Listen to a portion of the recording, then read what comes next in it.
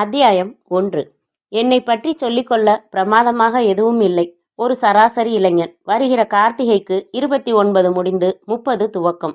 ஒரு இந்தியனின் சராசரி வாழ்க்கை வயதில் பாதியை தொடுகிறேன். 30 வயதில் எத்தனையோ இளைஞர்கள் எதையெதையோ சாதித்திருக்கிறார்கள். நான் பள்ளி நாட்களில் என் லட்சியம் ஒரு சிறந்த கவிஞனாக வர வேண்டும். எந்த புத்தகத்தை திறந்தாலும் கவிஞர் சுந்தர் என்று கொட்டை எழுத்துக்களில் பெயர் இருக்க வேண்டும். கவிஞர் சுந்தர் வருக வருக என்று நான் போகிற ஊர்களில் எல்லாம் போஸ்டர் ஒட்டியிருக்க வேண்டும். இன்று தொலைக்காட்சியில் கவிஞர் சுந்தர் பேசுகிறார். இந்த ஆண்டின் சிறந்த கவிஞருக்கான பரிசு 7வது முறையாக கவிஞர் சுந்தருக்கு வழங்கப்படுகிறது. சென்னையில் நடைபெற்ற புத்தக கண்காட்சியில் கவிஞர் சுந்தர் எழுதிய புத்தகங்கள் அதிக அளவில் விற்பனையானதை தொடர்ந்து அவரது வீட்டின் வாசலில் புதிய புத்தகங்களின் பதிப்புரிமை பெற எப்போதும் 4-5 பேர் காத்து கொண்டிருக்கிறார்கள். ஐயோ, இன்னும் எத்தனை கனவுகள்! அந்த லட்சியங்களுக்கான திறமை என்னிடம் இருந்தது. நிழல் தரும் மரத்தை வெட்டு, நான் தடுக்கவில்லை. நிழலை நிரந்தரமாக்க வழி செய்துவிட்டு மரத்தை வெட்டு, நான் தடுக்கவில்லை. இது 8ஆம் வகுப்பு படிக்கும்போது நான் எழுதிய கவிதை. என் தமிழ் வாத்தியார் எச்சில் ஈரம் பட 2 கன்னங்களிலும் மாறி மாறி முத்தமிட்டு பாராட்டினது என் நினைவடுக்குகளில் பத்திரமாய் இருக்கிறது. எங்கே திசை மாறியது என் லட்சியம்? கல்லூரி நாட்களில் கவியரங்கம், பட்டிமண்டபம் என்று கலந்து கொண்டு பீத்து உதறி கொண்டிருந்தேன். சுந்தர் கலந்து கொள்கிறேன் என்றால் அந்த கட்சிக்கு வெற்றி நிச்சயம். பேச்சு போட்டிகளில் வேற யாரையும் ஜெயிக்க விடாமல் கை நிறைய கோப்பைகளை அள்ளி கொண்டுதான் வீடு திரும்புவேன். வீட்டில் எனக்கு மரியாதை வேறு வகை. படிப்புல அக்கறைய காணோம், கவிதை கட்டுரைன்னே பொழுத ஓட்டிக்கிட்டு என் மதிப்பு தெரியாத ஆஸ் யூஸ்வல் அப்பா. இன்னைக்கு எங்க பிரின்சிபால் மேடையில் என்னை பத்தி பெருமையா பேசினதை நீங்க வந்து கேட்டிருக்கணும். 2 பேப்பரை சார் அரியர்ஸ் வச்சிருக்காருன்னு அதை பத்தியும் சொன்னாரா? பலவீனத்தை குத்தி காட்டி ஆனந்தப்படும் அப்பா. எனக்கு படிப்பை விட என் கவிதை சோறு போடும். நெஞ்சை நிமிர்த்தி கொண்டு பதில் சொன்னேன் பாரதியார் ஸ்டைலில். இப்போது எனக்கு சோறு போட்டு கொண்டிருப்பது இந்த மாயா லாட்ஜின் முதலாளிதான். இந்த லாட்ஜில் 2 மேனேஜர்களில் நானும் ஒருவன். லாட்ஜ் என்றால் பிரமாதமான கற்பனைகள் வேண்டாம். 24 அறைகள் கொண்ட ஒரு பாடாவதி லாட்ஜ். துருப்பிடித்த லாட்ஜ் போர்டில் 40 வருட சரித்திரம் இருக்கிறது. எப்போதோ அடிக்கப்பட்ட சுண்ணாம்பு எல்லா சுவர்களிலும் படல் படலாக நிற்கிறது. கட்டில் மேல் விரிக்கப்படும் பெட்ஷீட்கள் நாப்தலின் வாசனையுடன் சலவை மடிப்புடன் நீட்டாக இருக்கும். ஆனால் அந்த பெட்ஷீட்டை தூக்கி மெத்தையை பார்க்க விரும்பாதீர்கள். அவாமின் சாப்பிட வேண்டி வரும். அவாமின் வாந்தி தடுப்பு மாத்திரை. லாட்ஜின் அலுவலக அறையிலேயே தான் என் தங்கல் தூங்கல் எல்லாம். ஒரு ஓரமாக என் பெட்டியை வைத்திருக்கிறேன். என் சகல சம்பத்துகளும் அதற்குள் அடக்கம். காமன் பாத்ரூமில் குளித்து உடுத்துவேன். பையன்கள் மெஸ்ஸில் இருந்து டிஃபன் சாப்பாடு எடுத்து வருவார்கள். இரவு ஏதாவது ஒரு அறை காலியாக இருந்தால் அதில் படுத்து உறங்கிக் கொள்ள வேண்டியது. காலி இல்லை என்றால் அலுவலக அறையிலேயே செய்தித்தாளை வரித்து போட்டு படுத்து விட வேண்டியது. பஸ் ஸ்டாண்டுக்கு அருகில் எங்கள் லாட்ஜ் இருப்பதால் எப்போதும் ஹவுஸ்ஃபுல்லாகத்தான் இருக்கும். கெஞ்சுவார்கள், பாருங்கண்ணே, ஏதாவது ஒரு ரூம் இருக்கும் பாருங்க. வழக்கமா தங்குறவன். தூங்கிட்டு காலையில புறப்பட்டுடுவேன். வயர் பின்னிய நாற்காலி ஒன்று இருக்கிறது. அதில் தான் அமர்ந்திருப்பேன். என் அலுவலக வேலைகள் ரொம்ப சிம்பிள். என்ன சார், ரூம் வேணுமா? சிங்கிளா டபுளா? எத்தனை பேரு? விவரங்கள் கேட்டுக்கொண்டு வாடகையை சொல்லிவிட்டு அட்வான்ஸ் வாங்கி கொண்டு லெட்ஜரை அவன் பக்கம் திருப்பி நிரப்ப சொல்லி ரசீது போட்டு கொடுத்து, சேகர், சாருக்கு ரூம் நம்பர் 17, லக்கேஜ் எடுத்துக்கிட்டு போ. புக்கிங் முடிந்தது. காலி செய்யும் போது வாடகை போக அட்வான்ஸில் மீதி இருப்பதை திருப்பி கொடுத்து மீண்டும் கையெழுத்து வாங்க வேண்டும். தவிர தினசரி காலையிலும் மாலையிலும் மோட்டார் போட சொல்ல வேண்டும். கக்கூஸ் கழுவும் பெண் வரவில்லை என்றால் வர சொல்ல வேண்டும். தினம் வந்து போகும் டோபியை என்னையா செலவு பண்ற, அழுக்கு அப்படியே திட்டுத்திட்டா இருக்கு என்று விரட்ட வேண்டும். ஏதாவது ஒரு அறையில் பல்பு பியூஸ் ஆகி இருக்கும். ஃபேன் சுற்றாது. ஹீட்டர் ஷாக் அடிக்கும். எலக்ட்ரீசியனை அழைத்து வர சொல்லி பார்க்க வேண்டும். தின வசூலை காலையில் பேங்கில் கட்டிவிட்டு வர வேண்டும். அந்த பேங்க் காரியம் தவிர மற்ற எல்லாமே உட்கார்ந்த இடத்திலிருந்து இன்ச்சு கூட நகராமல் உத்தரவிட்டே சாதிக்க வேண்டிய வேலைகள். இதையெல்லாம் செய்து முடித்து விட்டும் ஹிந்து பேப்பரில் ஒரு செய்தி விடாமல் 4 முறை படிப்பதற்கான நேரம் கிடைக்கும். அந்த நேரத்தில் நான் கவிதை எழுதுவேன் என்று எதிர்பார்த்திருந்தால் நீங்கள் ஏமாந்து போவீர்கள். அதெல்லாம் விட்டு பல வருடங்கள் ஆயிற்று. நான் இந்த லாட்ஜில் சேர்ந்து 6 வருடங்கள் ஆயிற்று. அதாவது 2 மரணங்களுக்கு பிறகு. ஒன்று என் அப்பாவின் மரணம், மற்றது என் காதலியின் மரணம். அத்தியாயம் 2. ஒரு மகத்தான கவிஞனை லாட்ஜ் மேனேஜராக்கியது அந்த காதல்தான். கல்லூரிகளுக்கு இடையில் நடைபெற்ற பேச்சு போட்டியின் போதுதான் அவளை சந்தித்தேன். அவளுக்கு எழில் என்று பெயர். எழிலரசி. வைத்தவர் யாராயிருந்தாலும் மிகுந்த ரசனையுள்ளவராய் இருக்க வேண்டும். குழந்தையாய் இருக்கும்போதே இவள் வளர்ந்த பிறகும் எழிலோடு இருப்பாள் என்று தீர்க்க தரிசனித்து பெயர் வைத்ததால் தன் கல்லூரியின் சார்பில் பேச்சு போட்டியில் கலந்து கொள்ள எங்கள் கல்லூரிக்கு அவள் வந்திருந்தாள். கூடவே ஒரு பெண் லெக்சரரும் 10 தோழிகளும். போட்டி துவங்குவதற்கு நேரம் இருந்தது. அவள் கல்லூரியின் லெக்சரர் ஏற்கனவே எனக்கு அறிமுகம் என்பதால் அருகில் சென்று வணக்கம் சொன்னேன். எழிலரசியை கிட்டத்தில் சைட் அடிக்கும் கள்ள நோக்கமே உண்மை. பட்டுப்பாவாடை கட்டி தாவணி போட்டியிருந்தாள். இரட்டை பின்னல்களை முன்புறம் போட்டிருந்தாலும் அவளின் வனப்பு ஒளிந்து கொள்ள மறுத்தது. காதருகில் இவள் செய்து கொண்டதோ இயற்கையோ ஒரு கூந்தல் சுருள் அழகாக இருந்தது. அளவாக பவுடர் போட்டு வட்ட குங்கும பொட்டிட்டு இருந்தாள். பளிச்சென்று மை எல்லை கட்டிய கண்களில் துருதுருப்பு இருந்தது. ஓரிடத்தில் நிலைக்காமல் அலை பாய்ந்தது. கண்ணாடி வளையல்களின் சத்தத்தில் ஒரு கவர்ச்சி இருந்தது. என்னை பிரமிக்க வைத்த அழகு. எழில், இங்கே வா, அழைத்தார் லெக்சரர். கொலுசு சப்திக்க நடந்து அருகில் வந்தபோது காற்றில் ஒரு புது சுகந்தம் சேர்ந்திருந்தது. எனக்குள் பனிக்கட்டிகள் புரண்டன. இந்த தம்பியை கேள்விப்பட்டிருக்கியா? சுந்தர் பிரமாதமா பேசும். இது கூடத்தான் நீ போட்டி போட போற. முதல் பரிசு நிச்சயமா சுந்தருக்கு தான். போட்டி நடக்கிறதே 2வது பரிசு யாருக்குங்கிறதுக்காகத்தான். தம்பி, இது எழில். ஹலோ என்றேன் புன்சிரிப்புடன். ஆனால் அவள் முகத்தில் பொறாமை பளிச்சிட்டது. பதிலுக்கு ஹலோ சொல்லாமல், மேடம், அவர் நல்லா பேசுவார்னு சொன்னீங்க, நியாயம். முதல் பரிசு இவருக்குத்தான்னு சொன்னது தப்பு. மற்றவங்கள மட்டம் தட்டுற மாதிரி இருக்கு என்றாள். இல்லைங்க, நீங்க தப்பா எடுத்துக்காதீங்க. இதுவரைக்கும் ஒரு போட்டியில கூட முதல் பரிசை நான் விட்டு கொடுத்ததில்ல. அதனால அப்படி சொன்னாங்க என்றேன். இன்னைக்கு நான் உங்களை ஜெயிச்சு காமிச்சிட்டா? வாரே வா. எனக்கு அவளின் சீண்டலான கேள்வியும் நியாயமான கோபமும் ரொம்ப பிடித்திருந்தது. சவாலா? எனக்கு ரொம்ப பிடிக்குங்க. என்ன பந்தயம் வச்சுக்கலாம், நீங்களே சொல்லிடுங்க. எதுவா இருந்தாலும் நான் தயார். எதுவா இருந்தாலும் அழுத்தி சொன்னேன். நீங்க தோத்துட்டா பப்ளிக்கா மேடையில இத்தனை பேர் முன்னாடி என் காலில் விழுந்து எந்திரிக்கணும் என்றால் விரைப்பாக. எழில், இது என்ன இது?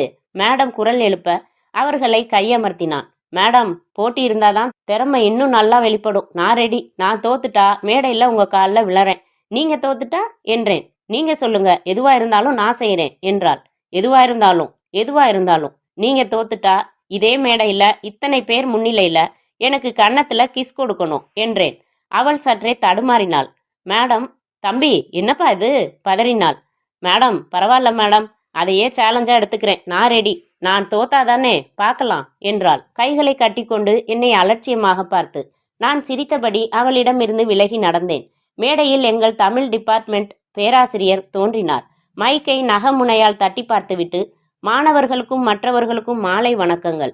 இப்போது நடைபெற இருக்கும் அனைத்து கல்லூரி மாணவ மாணவிகளுக்கான பேச்சு போட்டியில் இறுதிச் சுற்றுக்கு வந்துள்ள போட்டியாளர்கள் மொத்தம் 6 பேர். இதில் நம் கல்லூரியின் சார்பாக பேசப்போவது உங்கள் அபிமான நண்பன் சுந்தர், 3ஆம் வருட மாணவர் என்றார். அரங்கம் முழுவதும் உற்சாக ஒலிகளும் விசில்களும் பறந்தன. கப்பு உனக்குத்தான் மச்சி, தூள் கிளப்படா கண்ணா. சுந்தருக்கு ஜே ஜே. மாணவர்களின் கத்தல்கள் அடங்க 2 நிமிடங்கள் பிடித்தன. மாணவர்கள் பேச வேண்டிய தலைப்பு. மாணவர்களுக்கு அரசியல் தேவையா? முதலாவதாக பேச வருபவர் ஜே ஸ்டாலின் ராஜா. ஸ்டாலின் ராஜா மைக்கை பிடித்துக்கொண்டு நரம்பு புடைக்க மாணவர்களுக்கு அரசியல் தேவையில்லை என்று பேசினான். அடுத்து 3 பேர்களும் அதே ரீதியில் பேசிய பிறகு 5ஆவதாக செல்வி எழிலரசி தன் பெயர் அறிவிக்கப்பட்டதும் எழுந்து என்னை ஒரு பார்வை பார்த்துவிட்டு ஒரு பின்னலை பின்னால் விசிறிக்கொண்டு மைக்கை நோக்கி நடந்தாள். நடுவர்கள் 3வரும் நிமிர்ந்தார்கள். எல்லாருக்கும் வணக்கம். பேசுறதுக்கு கொடுத்திருக்கிற தலைப்பை பார்த்து எனக்கு ஆச்சரியமா இருக்கு. வழங்கு தமிழில் துவங்கினால் எழில். 2 வேறு கருத்து இருக்கிற ஒரு தலைப்பை கொடுத்திருந்தா நியாயம் இருக்கு. குடும்ப சுமையை சுமப்பது யாருன்னு தலைப்பு கொடுத்தா ஆண்கள் தான்னு பேசலாம், பெண்கள் தானும் பேசலாம். 2 விதமா பேசுறதுக்கும் வாய்ப்பு இருக்கு. மாணவர்களுக்கு அரசியல் தேவையா? அத்தனை பெரிய தலைவர்களும் மேதைகளும் மாணவர்களுக்கு அரசியல் தேவை இல்லைன்னு தான் சொல்லியிருக்காங்க. அதனால இதில் மாற்று வாதத்துக்கே இடமில்லை. எனக்கு ஒரு கதை ஞாபகத்துக்கு வருது. எழில் குட்டி குட்டி கதைகளை சொல்லி அறிஞர்கள் சொன்னவற்றை மேற்கோள்கள் காட்டி அழுத்தமாக பேசினாள். பல முறை அவளுக்கு கைத்தட்டல் கிடைத்தது. ஒவ்வொரு முறை கைத்தட்டல் கிடைத்த போதும் என்னை ஒரு பார்வை பார்த்து கொண்டாள். அவள் பேசி முடித்த போது பெரிய ஆரவாரம் எழுந்தது. கொன்னுட்டே போடி என்று குரல்கள் வந்தன. என் பெயர் சொல்லி அழைத்த போது நல்ல வரவேற்பு இருந்தது. நான் வந்து மைக் முன்னே நின்றேன். எல்லாருக்கும் வணக்கம். நாம எல்லாம் 5 வயசுல முதல் வகுப்பு சேர்ந்தோம். ஒரு சின்ன கணக்கு போடலாம். 10வது படிக்கிறப்போ நமக்கு வயது என்ன? 15. +2 படிக்கிறப்போ 17. காலேஜில் நமக்கெல்லாம் 18 வயசு வந்துடுது. இன்னைக்கு நமக்கெல்லாம் ஓட்டுரிமை கொடுத்துருக்கு அரசியல் சட்டம். எப்போ அரசியல்வாதிகளை தேர்ந்தெடுக்கிற உரிமை நமக்கு வந்துடுச்சோ அதுக்கப்புறம் நமக்கு அரசியல் தேவையில்லைன்னு எப்படி சொல்ல முடியும்? அரங்கம் முழுவதும் கைத்தட்டலில் அதிர்ந்தது. அரசியல் நமக்கு தேவையில்லைன்னா BA பாலிடிக்ஸ்னு ஒரு சப்ஜெக்ட் எதுக்காக இருக்கு? எதுக்காக அதையெல்லாம் நாம படிக்கணும்?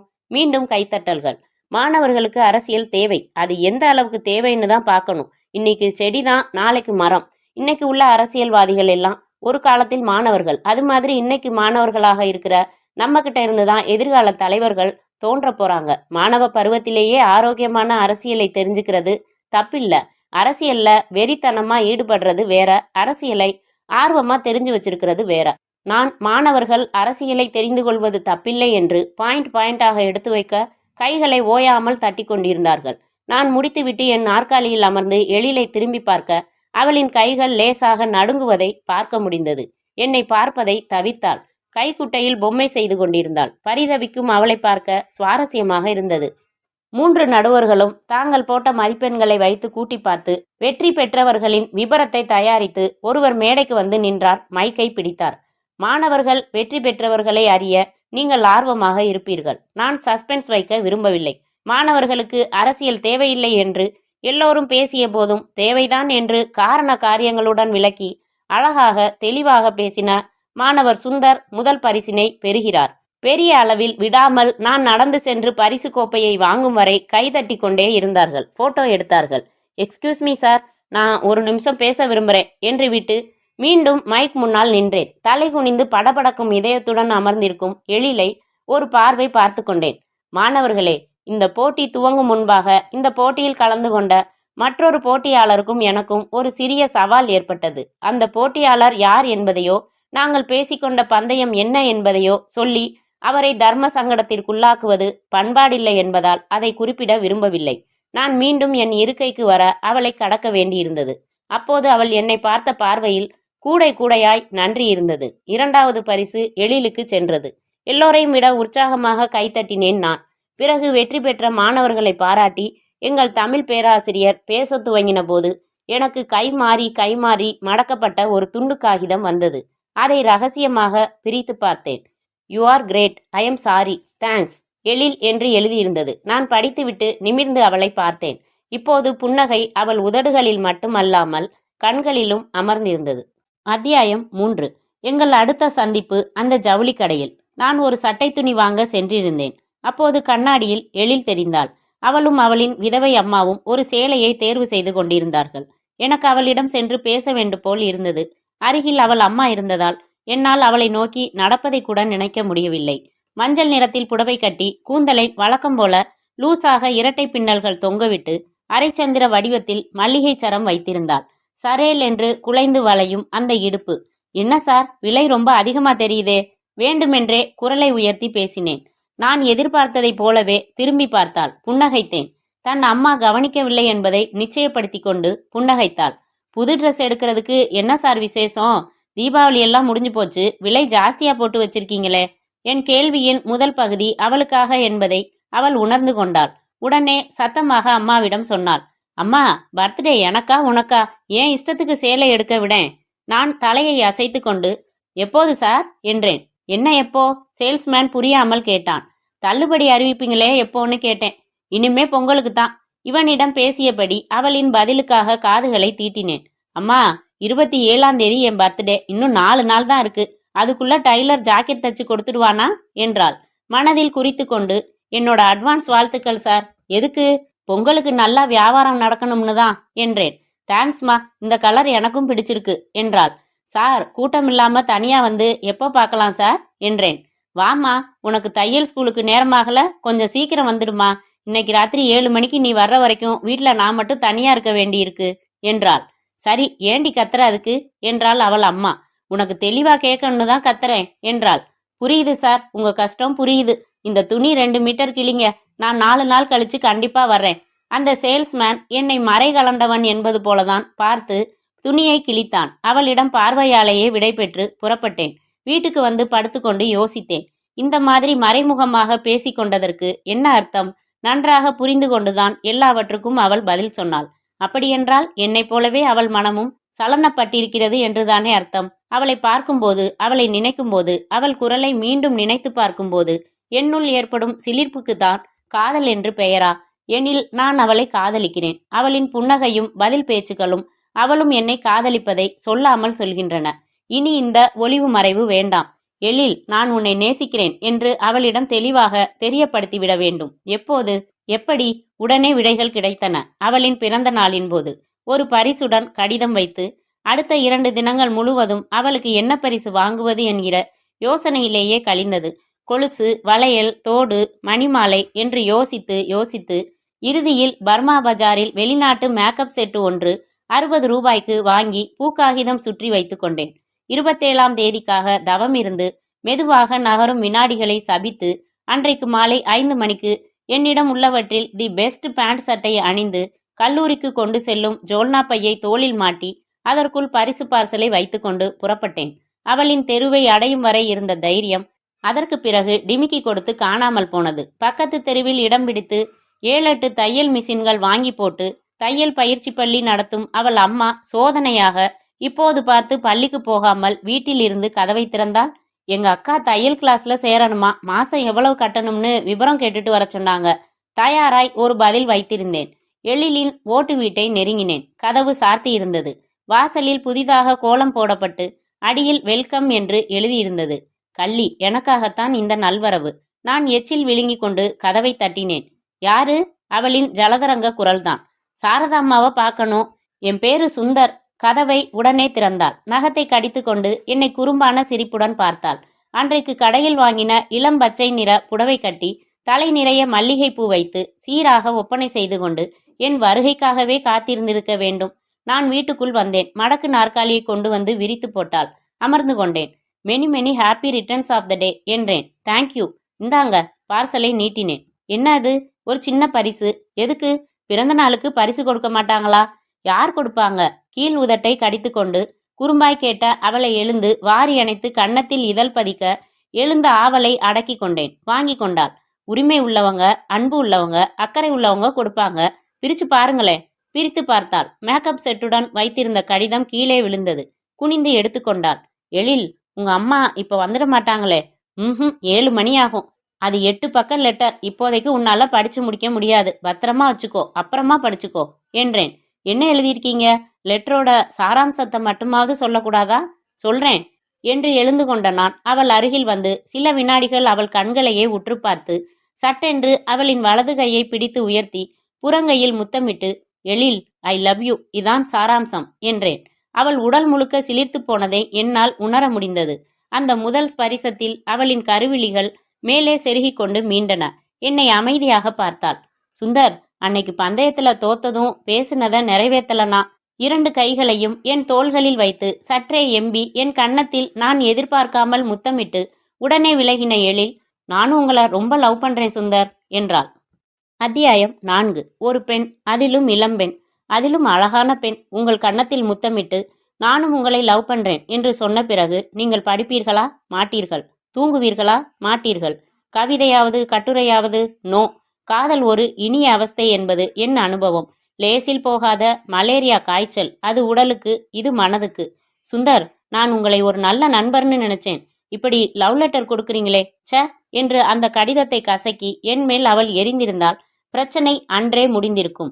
பச்சை சிக்னல் காட்டிவிட்டதும் துவங்கியது தவிப்பு. தவிப்பு மட்டும் துவக்கமில்லை. கள்ளத்தனம், பொய், எல்லாமே. காலேஜ் விட்டு 8 மணிக்கு வீட்டுக்கு வருவேன். என்ன இவ்வளவு நேரம்? அப்பா, காலேஜ் முடிஞ்சதும் ஃபுட்பால் விளையாடிட்டு வரேன். என்ன திடீர்னு? ஏதாச்சும் ஒரு ஸ்போர்ட்ஸ் ஆக்டிவிட்டி இருக்கிறது உடம்புக்கு நல்லது. நாளைக்கு வேலைக்கு போறதுக்கும் உதவுமே. புதுசா புத்தி வந்திருக்கே, பரவாயில்லையே. புத்தி வந்தாலும் திட்டுறீங்க, வரலன்னாலும் திட்டுறீங்க. ஆனால் ஃபுட்பாலாவது மண்ணாவது. என் கல்லூரி முடிந்ததும் ஸ்கூட்டரை எடுத்துக்கொண்டு எழில் படிக்கும் கல்லூரிக்கு அருகில் ஒரு மரத்தடியில் நிறுத்திவிட்டு காத்திருப்பேன். கல்லூரி முடிந்ததும் அவள் வருவாள். பஸ் ஸ்டாப்பில் சம்பிரதாயத்திற்காக தன் தோழிகளுடன் சற்று நேரம் நிற்பாள். தோழிகள் எல்லோரும் பஸ் ஏறி போகும் வரை நிற்பாள். நடுவில் இவளுக்கான பஸ் வந்துவிட்டால், இது கூட்டம், கசக்கிடுவாங்க, அடுத்த பஸ்ல போறேன் என்று தங்கி விடுவாள். எல்லோரும் போனதும் என் ஸ்கூட்டருக்கு நடந்து வருவாள். பின்புறம் அவள் உட்கார்ந்து என் மீது லேசாக சாய்ந்து ஒரு கையால் என் இடுப்பை அணைத்து கொண்டதும் எனக்கு சொர்க்கம் மிக கிட்டத்தில் தெரியும். சொடுக்கினால் கிட்டே வந்துவிடும் தூரத்தில். பிறகு காலங்காலமாக மக்கள் காற்று வாங்கும் இடமான கடற்கரைக்கு வந்து அமர்ந்து கொண்டு பேசுவோம். முற்றுப்புள்ளியே இல்லாத பேச்சுக்கள். எங்க வீட்டுல ஃபுட்பால் ரீல், உங்க வீட்டுல? ஷார்ட் ஹேண்ட் கிளாஸ் போறதா சொல்லி வச்சிருக்கேன். நிஜமா ஷார்ட் ஹேண்ட் போறவளோட நோட் புக்கை பார்த்து காலேஜ் ஹவர்ஸ்ல என் நோட்ல அப்படியே காப்பி பண்ணிட்டு வீட்டுக்கு போய் விரல் விரலா சொடுக்கெடுப்பேன். அம்மா பரிதாபமா பார்த்து காப்பி போட்டு கொடுப்பாங்க. பாவம், அவங்க நம்மளை நம்புறாங்க. எழில், தப்பு பண்றமா சுந்தர்? என்ன தப்பு? இது நம்பிக்கை துரோகம் இல்லையா? அதெல்லாம் பார்த்தா லவ் பண்ண முடியுமா? என்னால படிப்புல கான்சென்ட்ரேட் பண்ணவே முடியல சுந்தர். புக்கை திறந்தா எல்லா பக்கத்துலயும் நீ உட்காந்துக்கிட்டு சிரிக்கிற. இங்க மட்டும் என்ன வாழுதான்? காந்தி ஜெயந்தி அன்னைக்கு அவரோட புகழ் பாடி ஒரு கவிதை எழுதிட்டு வா, பிரேயர்ல படிக்கலாம்னு என் ப்ரொஃபசர் சொன்னாரு. நானும் வீட்ல 4 மணி நேரம் போராடுறேன். காந்திங்கிற ஒரு வார்த்தைக்கு மேல ஓடல. உன்னை பத்தி ஒரு காதல் கவிதை எழுதலாம்னு மூடு மாத்தி பார்த்தேன். கிடுகிடுன்னு பேனா ஓடுது. 40 வரியில எழுதி முடிச்சேன். காந்திக்கு அஞ்சலி வரல, எழிலுக்கு ஆராதனை வருது. சிரிப்பாள். பள்ளி விடுதியில் வெள்ளை சீருடைகளை துவைத்து வரிசையாக காய வைத்தது போல தோரணம் கட்டிய பற்கள், ரோஜாவை அரைத்து செய்யப்பட்ட ஈறுகள், தியேட்டர் நாற்காலியில் இருக்கும் குஷன் சீட்டில் கத்தரித்து ரத்தத்தில் முக்கி எடுத்த உதடுகள். விடுங்கள், இது காலம் கடந்த காதலும் கடந்த வர்ணனை. என் 3ஆம் வருட படிப்பு முடிந்தது. அவள் 3ஆம் வருடத்தில் நுழைந்தாள். என்னை மாஸ்டர் டிகிரி படிக்க அப்பா அனுமதிக்கவில்லை. ஒரு வேலையை தேடிக்கோ, தபால் மூலமா மாஸ்டர் டிகிரி வாங்கிக்கலாம். நான் வேலைக்காக அலைவதாக சொல்லி வழக்கம் போல அவள் கல்லூரி அருகில் காத்திருப்பதும் தனிமையில் சென்று கதையடிப்பதும் காதலிப்பதும் சாண்டில்யனின் தொடர்கதையாக வளர்ந்து கொண்டிருந்தது. ஒரு நாள் கடற்கரையில் எங்களை என் அப்பாவுக்கு வேண்டியவர் பார்த்துவிட்டு நேராக தன் வீட்டிற்கு கூட போகாமல் பஸ் பிடித்து எங்கள் வீட்டுக்கு வந்து, பரசுராமா, ஏதோ என் கண்ணில் பட்டதால சொல்றேன், சின்னஞ்சிறுசுக, அவங்க வயசு அப்படி, நாம தான் பக்குவமா கண்டிச்சு வைக்கணும் என்று நாரதரின் கலகத்தை துவங்கிவிட்டார். ஆனால் இந்த கலகம் நன்மையில் முடியவில்லை. அப்பா இடுப்பு பெல்ட்டை உருவ நேரமாகும் என்று தயாராய் உருவி பின்புறம் வைத்துக்கொண்டு நான் வர காத்திருந்து, எங்கடா போயிட்டு வர்ற? லைப்ரரி வரைக்கும் போயிட்டு. யார் கூட போன? தனியாத்தான் போனேன். அப்போ கடற்கரையில உன் மடியில படுத்திருந்தவ யாரு? அப்பா. பெல்ட் சுர் சுர் என்று என்னை பதம் பார்க்க துவங்கியது. பேசிக்கொண்டே அடித்தார். ஏண்டா, உன்னை காலேஜுக்கு அனுப்பிச்சு படிக்க வச்சா கண்டதையும் கத்துக்கிட்டு வந்து நிக்கிறியா? 10 ரூபாய் சுயமா சம்பாதிக்கிறதுக்கு வக்கில்ல காதல் கேக்குதா? எனக்கு பெல்ட் அடி வலிக்கவில்லை. ஆனால் வார்த்தை அடி மிகவும் வலித்தது, தைத்தது, சுருக்கென்றது, நிரடியது. இந்த ரீதியில் எல்லா ஒரு கட்டத்தில் என் மேல் விழுந்த பெல்ட் முனையை கையால் இறுக்கமாக பிடித்தேன். பற்களை கடித்தேன். கண்கள் சிவந்தேன். இந்த நிமிஷத்திலிருந்து நீங்க என்னை பத்தி கவலைப்பட வேண்டியதில்ல. இனிமே நான் சோத்துக்கு பாரமா இருக்க போறதில்ல. அடுத்த வேளை சோறு நான் சாப்பிட்றதா இருந்தா அது ஏன் சம்பாத்தியத்துல தான் சாப்பிடுவேன். வர்றேன். இது நீங்க வாங்கி கொடுத்த வாட்ச் என்றேன். நடந்தேன். ஏய், பசிச்சா புளியும் புல்லு திங்கும்னு பழமொழியே இருக்கு. உன் ரோஷம் எத்தனை நாளைக்குன்னு பார்க்கலாம். மன்னிச்சிடுங்கப்பான்னு நீ என் காலில் வந்து விழத்தாண்டா போற தருதல என்றதில் பின்பாதி வசனம் தெருவில் நடந்த எனக்கு தேய்ந்து கேட்டது. கோபமாக புறப்பட்டு குன்றில் கோபுரம் அமைத்து கொள்ள நான் என்ன முருகனா? எனக்கு தெரிந்த கடற்கரையில் தலைக்கடியில் கைகளை செருகி கொண்டு படுத்து கருப்பு வானத்தில் நட்சத்திரங்களை பார்த்து பிரபஞ்சத்தை வியந்தபோது என் பிரச்சனை கடுகானது. பூமி ஒரு சுழல் பந்து. அந்தரத்தில் ஒரு நிர்ணயிக்கப்பட்ட பாதையில் அதன் சுழற்சியும் பயணமும் உத்தரவாதம் எதுவும் உண்டா என்றால் இல்லை. எந்த நிமிடமும் பூமி சிதிலமடைய 1, 2, 3 வினாடிகள் போதுமானது என்று அறிந்தவர்கள் செப்புகிறார்கள். உத்தரவாதமில்லாத உலகில் பாசம் மட்டும் உத்தரவாதமானதா? போனால் போகட்டும் போடா. ஆனால் நடுராத்திரியில் பசித்த போது வேதாந்தம் மலையேறி போனது. யதார்த்தம் என்னை சுண்டி ஏதாவது செய் என்றது. திரும்ப வீட்டிற்கு போவதாவது நெவர். நீயும் நானுமா? அப்பா, நீயும் நானுமா? காலம் மாறலாம், வயிறு காயலாம், கௌரவம் மாறுமா? நெவர். பிறகு பாரதி ராஜாவே சொல்லியிருக்கிறாரே, உயிர் காப்பான் தோழன். உயிர் காப்பவன் பசி காக்க மாட்டானா? போய் கதவு தட்டியதும் தூக்கம் கலைந்த எரிச்சலில் எவண்டாது என்று கத்தியபடி கதவை திறந்தான் எங்க ராஜு என்கிற ரங்கா. என்னை பார்த்து, அட சுந்தர், என்ன இந்த நேரத்துல? உள்ளே வந்து நான் என்ன நடந்ததுனா என்று துவங்கி சொல்ல அவன் கொட்டாவி விட்டபடி கேட்டு முடித்து, பிரெட் இருக்கு, ஜாம் இருக்கு, தடவி சாப்பிட்டுட்டு படு. எல்லா அப்பாவும் அப்படித்தான், தூங்கு, காலையில பேசிக்கலாம். 7வது வினாடி குரட்டை விட்டான். ஒரு பெரிய கம்பெனியில் உதவி மேனேஜராக 4000 சம்பளம் வாங்கும் ரங்கா. அத்தியாயம் 5. 2வது நாள் வீட்டிற்குள் நுழைந்த என்னை எதிர்பார்க்காத என் அப்பா, என்ன புலி புல்லு திங்க வந்துருச்சாக்கும் என்றார். எதிர்பார்த்து தயாரித்து கொண்டு சென்ற டயலாக்கை விட்டேன். இல்ல, தன்னோட சர்க்கஸ் முதலாளிக்கு குட் பை சொல்லிட்டு போக வந்துச்சு.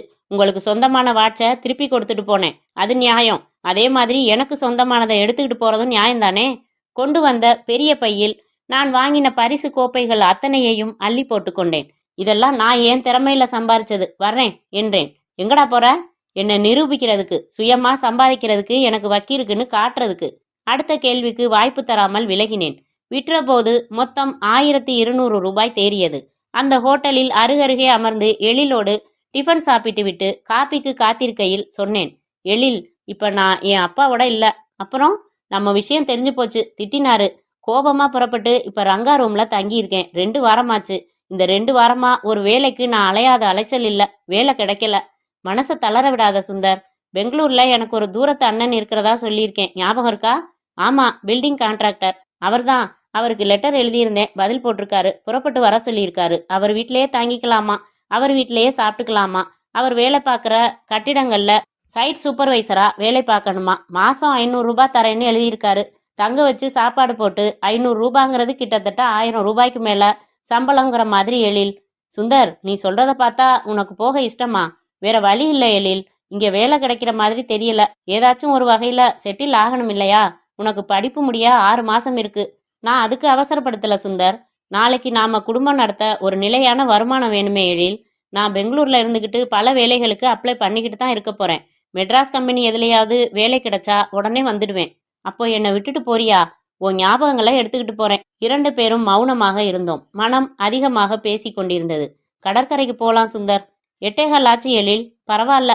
வந்தோம். மாமூலான படகுக்கு அருகில் அமர்ந்தோம். சுந்தர், எப்போ போக போற? நாளைக்கே புறப்படலாம்னு இருக்கேன். மீண்டும் மௌனம். துக்கம் வார்த்தைகளை சிறை செய்தது. எழில் லஜ்ஜை இல்லாமல், எனக்கு முத்தம் கொடு சுந்தர், மறக்கவே முடியாம முத்தம் கொடு சுந்தர், ப்ளீஸ் என்றாள். கிஸ்மி. நான் அவளை அணைத்து கொண்டேன். கூந்தலுக்குள் விரல்கள் துளாவ நான் அவளை அணைத்து கொண்டு அவள் கேட்டபடி முத்தம் கொடுத்தேன். என்ன மறந்துடுவியா சுந்தர்? என்ன பேச்சு இது? சில்லி. எனக்கு லெட்டர் எழுதுவியா?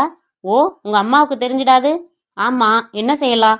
என் ஃப்ரெண்டு ரங்காவை உனக்கு இன்ட்ரடியூஸ் பண்ணியிருக்கேனே, அவன் அட்ரஸ்க்கு கேரா போட்டு உனக்கு தபால் எழுதுறேன், நீ கலெக்ட் பண்ணிக்கோ. அதே மாதிரி நான் பெங்களூர் போனதும் எனக்கு லெட்டர் எழுத வேண்டிய அட்ரஸ் நான் எழுதுறேன். அவள் கண்களில் கண்ணீர்.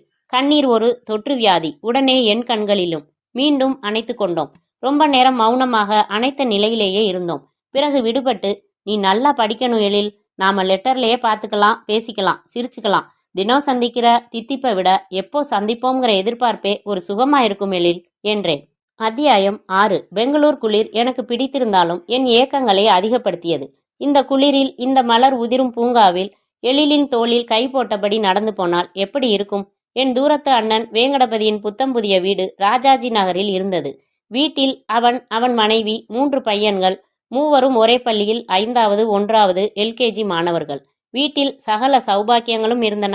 ரெஃப்ரிஜிரேட்டர் உள்ளே நையா, டெலிவிஷன் உள்ளே நையா, VCR உள்ளே நையா, ஏர் கண்டிஷனர் உள்ளே நையா, வாஷிங் மெஷின் உள்ளே நையா, டெலிஃபோன் உள்ளே நையா, வீட்டோடு ஒரு வேலைக்காரன் உள்ளே நையா. இது என் குரல். ஆம், என் தூரத்து அண்ணன் என்னை தூரத்து தம்பியாக நடத்தவில்லை. நம் ஜாதியைச் சேர்ந்த பையன். சொந்தம். திருட மாட்டான், பொய் சொல்ல மாட்டான், நம்பிக்கைக்கு உரியவன் என்பதால் எனக்கு சோறு போட்டு வீட்டோடு வைத்திருந்தான். மாடியில் எனக்கென்று வேண்டாத பொருள்களை தூக்கி போட்டு வைத்திருந்த ஒரு காற்றோட்டம் இல்லாத அறை. அங்கு ஃபேன் கிடையாது. சுந்தர், சைட்டுக்கு போறப்ப அப்படியே எலக்ட்ரிசிட்டி பில் கட்டிடு, அப்படியே பால் கார்டு வாங்கிடு, அப்படியே மளிகை கடையில இந்த லிஸ்ட்டை கொடுத்துடு. நீ லஞ்சுக்கு வர்றப்ப எடுத்துட்டு வந்தா போதும். அப்படியே வீடியோ லைப்ரரி போய் இந்த கேசட்டை கொடுத்துட்டு அப்படியே டெய்லர் கடையில என் ஜாக்கெட் தச்சாச்சான்னு கேட்டுடு. அப்படியே அப்படியே அப்படியே. அவர்கள் பேரில் தப்பில்லை. வீட்டோடு வைத்து சாப்பாடு போடுபவர்கள் இந்த சில்லறை சௌகரியங்களை எதிர்பார்க்கத்தான் செய்வார்கள். ஆனால் எனக்குத்தான் சுதந்திர உணர்வும் தன்மானமும் அவ்வப்போது எனக்குள் கோல் மூட்டிக்கொண்டே இருந்தது. சைட் சூப்பர்வைசர் என்றால் நான் ஏதோ சாதாரண வேலைதான் என்று நினைத்திருந்தேன். அண்ணன் காலையில் ஒரு கட்டிடம், மதியம் ஒரு கட்டிடம், மாலையில் ஒரு கட்டிடம் என்று விசிட்டிங் டாக்டர் போல வந்து அங்கங்கே உள்ள சைட் இன்ஜினியர்களிடம் செய்ய வேண்டிய குறிப்புகளை சொல்லிவிட்டு போய்விடுவான். அவன் கான்ட்ராக்ட் எடுத்துள்ள ஒவ்வொரு கட்டிடத்திற்கும் ஒவ்வொரு சைட் என்ஜினியர், ஒவ்வொரு சைட் சூப்பர்வைசர். அந்த பெரிய பட்டாளத்தில் நானும் ஒரு சிப்பாய். சைட் என்ஜினியர் தொட்டதற்கெல்லாம் என்னைத்தான் விரட்டுவான். எத்தனை மூட்டை சிமெண்ட் இறங்கிச்சு, கட்டிட வேலைக்கு எத்தனை மூட்டை சிமெண்ட் எடுத்தாங்க, பூச்சி வேலைக்கு எவ்வளவு எடுத்தாங்க, யூஸ் பண்ணின சாக்கை எண்ணு, மிச்சம் சரியா இருக்கான்னு பாரு, 4 மூட்டை குறையுதா, எப்படி குறையும், பேங்க் கேஷியர் போல அந்த 4 மூட்டை சிமெண்ட்டை எப்படியாவது டேலி செய்தே ஆக வேண்டும். செங்கல் வரும், எண்ணிக்கையில் ஏமாற்றுவான். விழிப்பாக இருந்து இறக்க வேண்டும். ஜல்லி லோடு வரும் என்று எதிர்பார்த்து மணல் மேட்டை காலி செய்து இடம் காலியாக வைத்திருக்க வேண்டும். அவன் வரும்போது கொட்ட இடம் இல்லை என்றால் கெட்ட வார்த்தையால் திட்டுவான். டிராஃபிக்கான சாலையில் அதிக நேரம் லோடுடன் லாரியை நிறுத்தி வைக்க முடியாது, என் தலையில கொட்டு என்று கத்த தோன்றும். வியர்வை ஆறாக ஓடும். சட்டை சப்பென்று முதுகோடு ஒட்டிவிடும். களைத்து போய் வீடு திரும்பினால் அண்ணி காப்பி கொடுத்து விட்டு, என்ன சுந்தர், ரொம்ப டயர்டா இருக்க போலிருக்கு, போன்விட்டா தீந்து போச்சு, அதை மட்டும் வாங்கிட்டு வந்துடுறியா, அவருக்கு போன்விட்டா இல்லைன்னா கோபம் வந்துடும் என்பாள். சரி அண்ணி, புறப்படுவேன். அப்படியே இந்த நோட்புக்கை கண்ணனோட ஃப்ரெண்டு வீட்டில் கொடுத்துட்டு அப்படியே ஒரு சீப்பு மலை வாழைப்பழம் வாங்கிக்கிட்டு அப்படியே நடுவில் என் காதல் கடிதங்களிலேயே தலைத்து கொண்டிருந்தது. பிரதி சனிக்கிழமை நான் எழிலுக்கு கடிதம் எழுதுவேன். திங்கள்கிழமை அது அங்கே போகும். அவள் செவ்வாய்க்கிழமை பதில் எழுதுவாள். அது எனக்கு புதன் வியாழனில் வந்து சேரும். அவளுக்கு கடிதம் எழுதும் நாளும் சரி, அவளிடம் இருந்து கடிதம் வரும் நாளும் சரி வசந்த நாட்கள். ராத்திரி சாப்பாட்டிற்கு பிறகு 10 மணிக்கு என் பாடாவதி அறையில் குப்புறப்படுத்துக்கொண்டு ஒரு கையில் எழிலின் வண்ண புகைப்படத்தை வைத்துக்கொண்டு எழுதுவேன். பிரிய எழில், எப்படி இருக்கிறாய்? இங்கே என் வாழ்க்கை உருள உன் நினைவுகளே அச்சாணிகளாய். நினைப்பதில் எத்தனை இன்பம் இருக்கிறது. மனித மூளை எத்தனை விந்தையானது. டேப் ரெக்கார்டர் இல்லாமல் உன் குரலை என்னால் காதருகில் நினைவில் கேட்க முடிகிறதே. இமைகளை மூடி உன்னை விதவிதமாக பார்க்க முடிகிறதே. நேரில் கூட உன்னை ஒரே விதமாகத்தான் பார்ப்பேன். கற்பனையில் உன்னை துகில் உரித்து கூட பார்க்கிற கள்ள சுதந்திரம் இருக்கிறதே. ஒவ்வொரு கடிதமும் பொக்கிஷ வார்த்தைகள் தாங்கி நிற்கும். அவள் பதில்களில் காதல் அனல் தெரியும். கடிதமே சுடும். சுந்தர், விரும்பி கேட்ட நேயர் விருப்பமாய் அந்த நீல முத்தம். மனதில் அதை ஜெராக்ஸ் போட்டு எத்தனை முறை அனுபவித்து விட்டேன் தெரியுமா? உன் புகைப்படத்தை முத்தமிடும் போதும் நான் அதை நினைத்து கொள்கிறேன். நீ என்னதான் கடிதத்திற்கு கடிதம் அட்வைஸ் செய்து எழுதினாலும் என்னால் முன்போல் படிப்பில் கவனம் செலுத்த முடியவில்லை. காரணம் நீ அருகில் இருந்ததை விட விலகி இருக்கும்போதுதான் இன்னும் நெருக்கமாய் இருக்கிறாய் தெரியுமா? அம்மா தையல் பள்ளியை நிறுத்திவிட்டார்கள். உடம்பு சரியில்லை, நெஞ்சு வலி, மருந்து சாப்பிட்டு வருகிறார்கள். நாம் எப்போது நேரில் சந்திக்கப் போகிறோம் சுந்தர்? 6 மாதங்கள் கழித்து. திடீரென்று அவளிடம் இருந்து 2 வாரங்களாக கடிதம் இல்லை. ரங்கா கடிதம் எழுதியிருந்தான். எனக்கு வேலை கோயமுத்தூருக்கு மாற்றலாகி விட்டது. அதனால் இனி நீ எழிலுக்கு கடிதம் எழுதுவதாக இருந்தால் எந்த விலாசத்திற்கு எழுத வேண்டும் என்று அவளே உனக்கு கடிதம் எழுதி தெரிவிப்பதாக சொன்னாள். ஆனால் அப்படி விலாசம் தெரிவித்து அவள் கடிதம் எழுதவில்லை. ஏன்? புரியவில்லை. ஒவ்வொரு நாளும் கடிதம் வராமல் என் ஏமாற்றமும் தவிப்பும் அதிகமாகி போய் துணிச்சலாக அவளின் வீட்டு விலாசத்திற்கே கடிதம் எழுதினேன். 4வது நாள் நான் எழுதின கடிதம் திரும்பி வந்தது. விலாசதார் அங்கு இல்லை என்ற குறிப்போடு. எனக்கு பக் என்றது. அங்கு இல்லையா? பின் எங்கே போனாள்? எங்கே போயிருந்தால் என்ன? எனக்கு கடிதம் எழுதுவதற்கென்ன? உடனே எனக்கு சென்னை செல்ல துடிப்பாக இருந்தது. ஆனால் இங்கு நான் வேலை பார்த்த கட்டிடம் முடிவடையும் நிலையில் இரவு பகலாக வேலை நடந்ததால் என்னால் உடனே புறப்பட முடியாத சூழ்நிலை. ரங்காவின் கோவை விலாசத்திற்கு கடிதம் எழுதினேன். எனக்கு எழிலிடம் இருந்து கடிதம் இல்லை. அவள் வீட்டுக்கு எழுதின கடிதம் எனக்கே திரும்பிவிட்டது. அவர்கள் குடும்பத்துடன் வேறு எங்காவது போய்விட்டார்கள் போலிருக்கிறது. எங்கே என்று உனக்கு தெரியுமா? சின்சியராக ரங்கா உடனே பதில் எழுதியிருந்தான். தன் அம்மாவின் நெஞ்சுவலிக்கு வேலூர் ஆஸ்பத்திரியில் சேர்த்து ஆபரேஷன் செய்ய வேண்டும் என்று சொல்லிக் கொண்டிருந்தாள். ஒருவேளை வேலூர் சென்றிருக்கலாம். நான் சென்னையில் இருந்தபோதே 2 வாரங்களாக உன் கடிதங்களை வாங்க அவள் வரவில்லை. எனக்கு வேறு தகவல்கள் தெரிந்தால் உடனே உனக்கு எழுதுகிறேன். எனக்கு தவிப்பு நாளுக்கு நாள் அதிகமானது. வேலூர் ஆஸ்பத்திரிக்கு கேரா போட்டு நான் எழுதின கடிதமும் திரும்பி வந்தது. எனக்கு எழில் மேல் எரிச்சல் வர துவங்கியது. இவள் வேலூருக்கு போகட்டும், இல்லை லண்டனுக்கே போகட்டும், எனக்கு கடிதம் எழுதுவதற்கு என்ன? இவள் முகவரி மாறியது எனக்கு தெரிவிக்க வேண்டாமா? ஏன் தெரிவிக்கவில்லை? ஏன்? அந்த கேள்வி எனக்குள் விஸ்வரூபம் எடுத்து பதிலுக்காக காத்திருந்தது. அத்தியாயம் 7.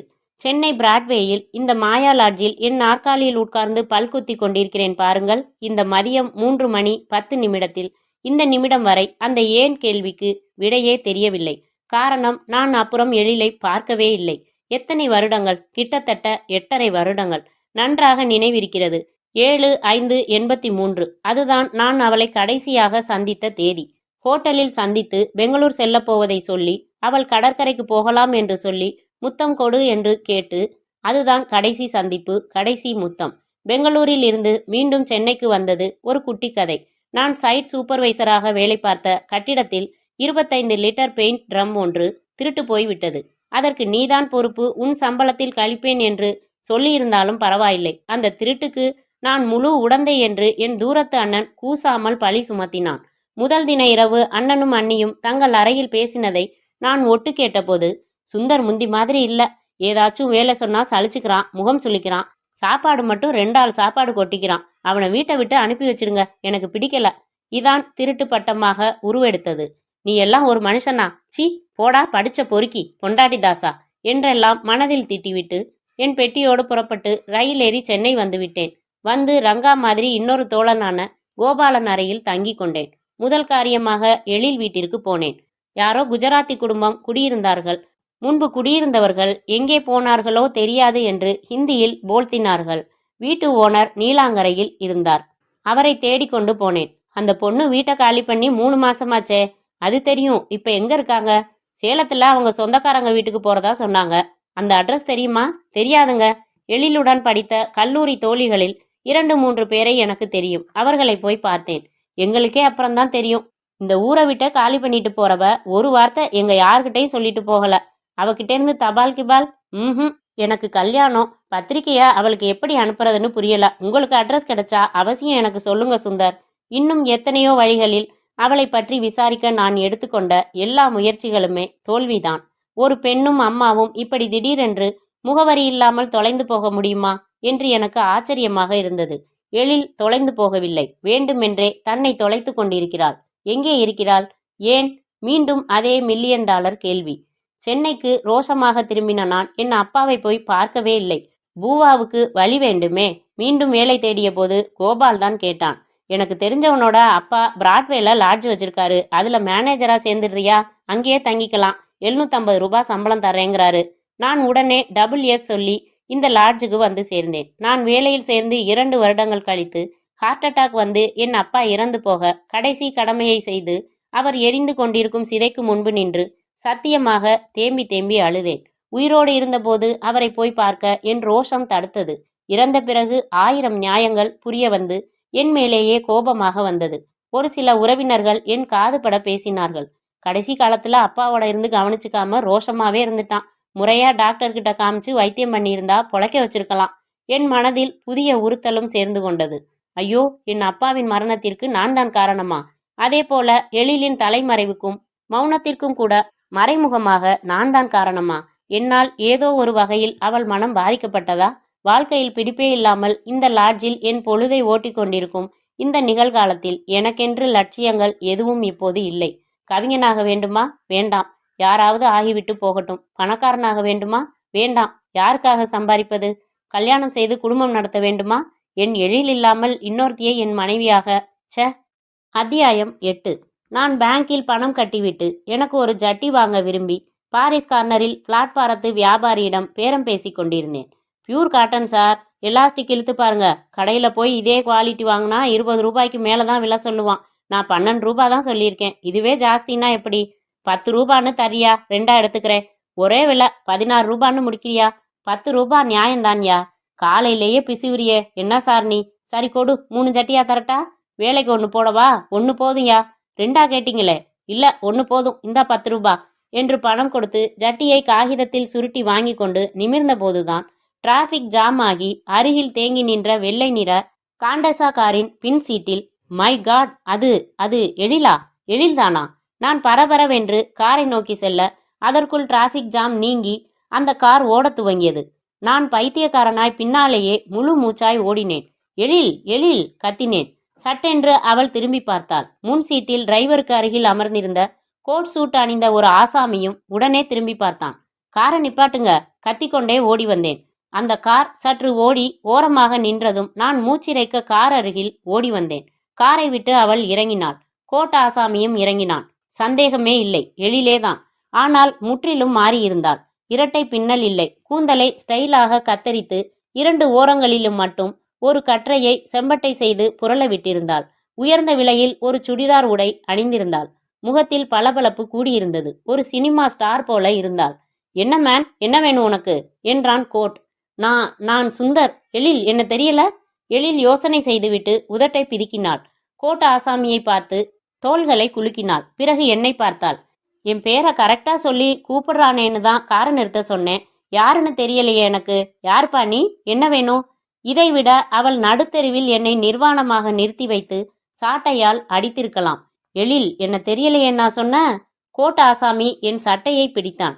ஏய், அதான் தெரியலன்னு சொல்றாங்க தானே? இப்ப என்ன அராபிய மொழியிலையா சொன்னாங்க? பெரிய இடத்த ஆளுங்க பேர்களை தெரிஞ்சுக்கிட்டு ஏதாச்சும் ஏமாத்துற மாதிரி புது ரகமா ஃப்ராடு எதுவும் ஆரம்பிச்சிருக்கீங்களா? இருங்க மேனேஜர், விசாரிக்கலாம் என்றாள் எழில். நீ யார்ப்பா? எங்கே இருக்க? நான் உறைந்த முகத்துடன் அவள் முகத்தையே சலனமின்றி பார்த்தேன். இவள் எழில்தானா? நான் தான் குழம்பிக் கொண்டேனா?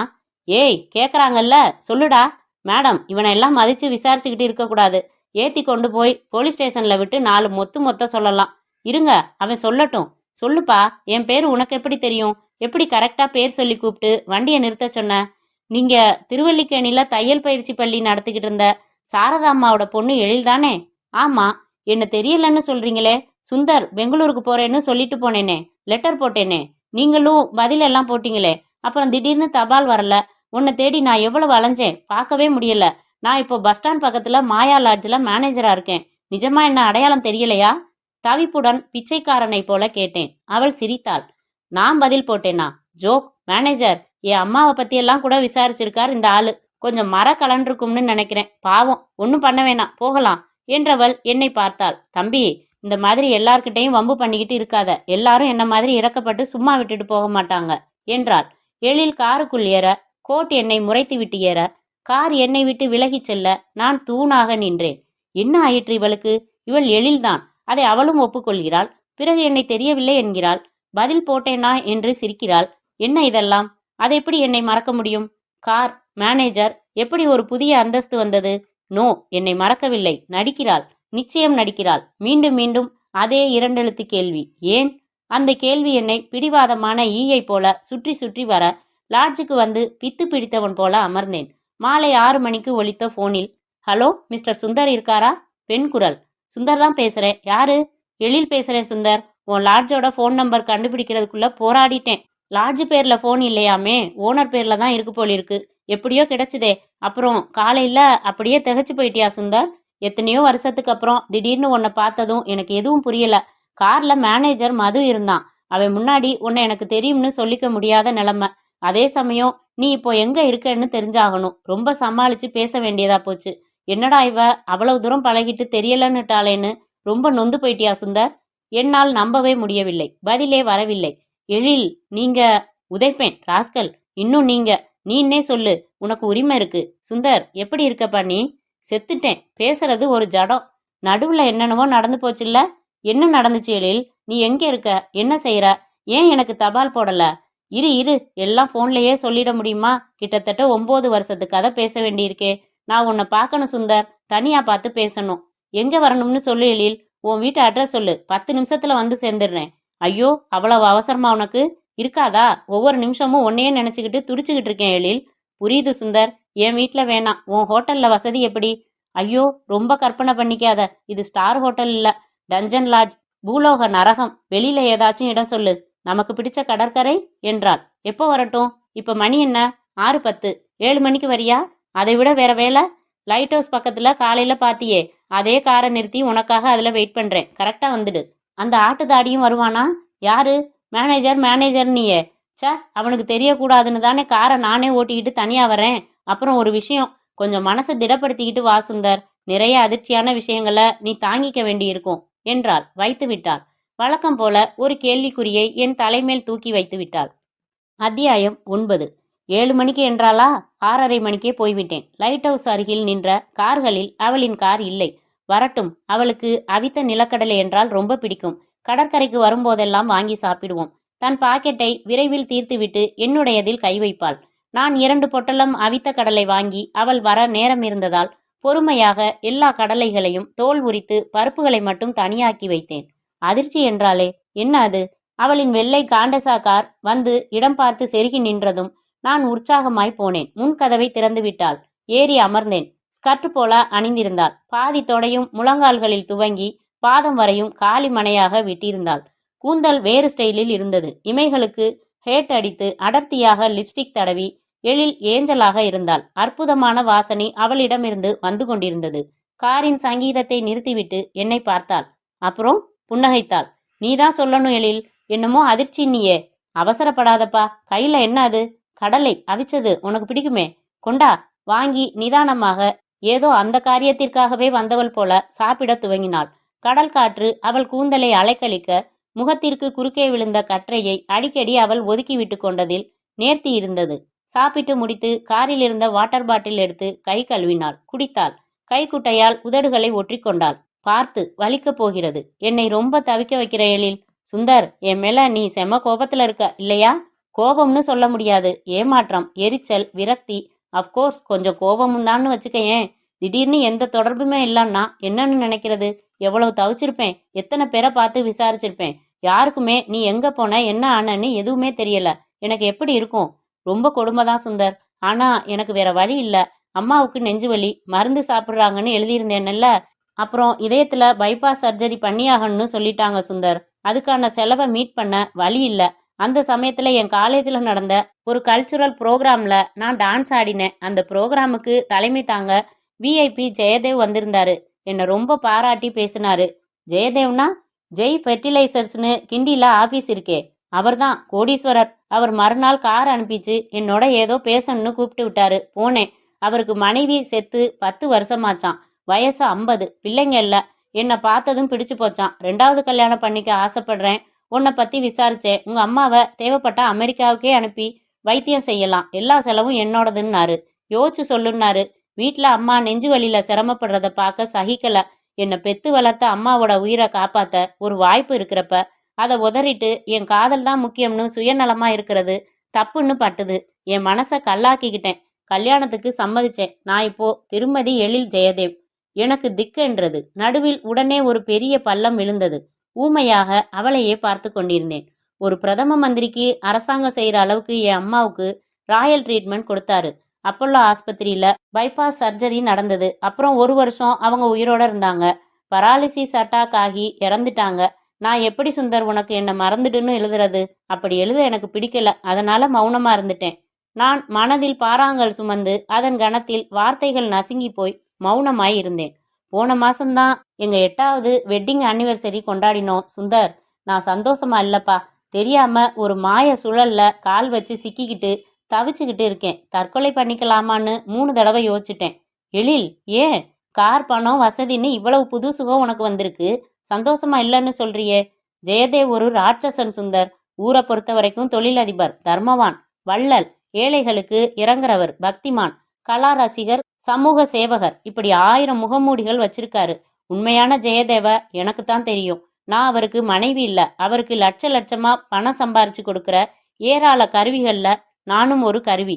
புரியல எழில். புரிய வேணா சுந்தர். ஒரு அதிர்ச்சியே உன்னால தாங்க முடியல. சுந்தர், சட்டென்று என்மேல் சாய்ந்து கொண்டாள். ஐயோ, என்ன இது? இவள் இப்போது திருமதி. எனக்கு உறுத்தியது. ஆனால் அவளுக்கு எந்த உறுத்தலும் இருப்பதாக தெரியவில்லை. அவள் 9 வருடத்திற்கு முந்தைய எழிலை போலவே அதே உரிமையுடன், அதே ஏக்க பெருமூச்சுடன் என் கன்னத்தில் தன் கன்னத்தை வைத்து உரசி தன் அணைப்பை மேலும் இறுக்கிக் கொள்ள என் கைகள் அனிச்சையாக அவளை அணைத்தன. என்னை மன்னிச்சிடு சுந்தர், ப்ளீஸ். எழில், இது தப்பு என்றேன். எது? இப்படி இப்போ நீ இன்னொருத்தர் மனைவி. அதனால என்ன? அவர் கட்டின தாலி என் கழுத்துல தான் தொங்குது, மனசுல தொங்கல. மனசுல தொங்குனாதான் நெருடலா இருக்கும். கிஸ்மி சுந்தர். இல்ல, வேணாம் எழில். எனக்கு வேணும். நான் குற்ற உணர்ச்சியால் நெளிய அவள் என்னை முத்தமிட வந்தாள். அவளை வலுக்கட்டாயமாக விலக்கினேன். எழில், இது ரொம்ப தப்புமா. எழில் வாய் விட்டு சிரித்தாள். ஏன் சிரிக்கிற? சரி, இன்னைக்கே உனக்கு எல்லா அதிர்ச்சியையும் கொடுத்துடுறேன் சுந்தர். நான் ஒரு டெக்கரேட்டட் காஸ்ட்லி ப்ராஸ்டிடியூட். தமிழ்ல சொல்லவா? நான் ஒரு அலங்கரிக்கப்பட்ட விலை உயர்ந்த விபச்சாரி. நோ, என்ன பேச்சு இது? உண்மை சுந்தர். நடுவுல ஓடின வருஷங்கள்ல நடந்த சம்பவங்கள் உனக்கு தெரியாது சுந்தர்.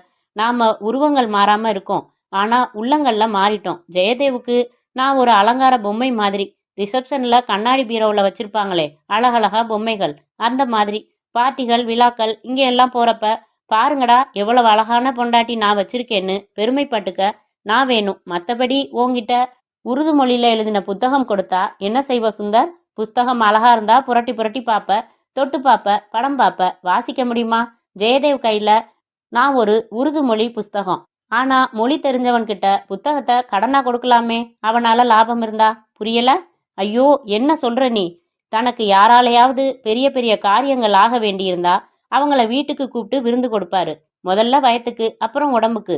அந்த விருந்து நான் கொடுப்பேன். வந்தவன் எதுல கையெழுத்து போடணுமோ எல்லாத்துலயும் போட்டுட்டு போயிடுவான். எழில், வெக்கமா இல்ல உனக்கு? இருந்தது சுந்தர். ஆரம்பத்துல முதல் தடவை என் கெஸ்ட்டை நீ திருப்திப்படுத்தணும்னு ஜெயதேவ் லேசு பாசா சொன்னதும் எனக்கு தீ மிதிச்ச மாதிரி தான் இருந்துச்சு. கத்துனேன், முடியாதுன்னே, வீட்டை விட்டு வெளியில போறேன்னே. எனக்கு பிடிவாதமா ஒரு போதை ஊசி போட்டு விட்டாரு. என் எதிர்ப்பு சக்தி பூரா காணாம போயிடுச்சு.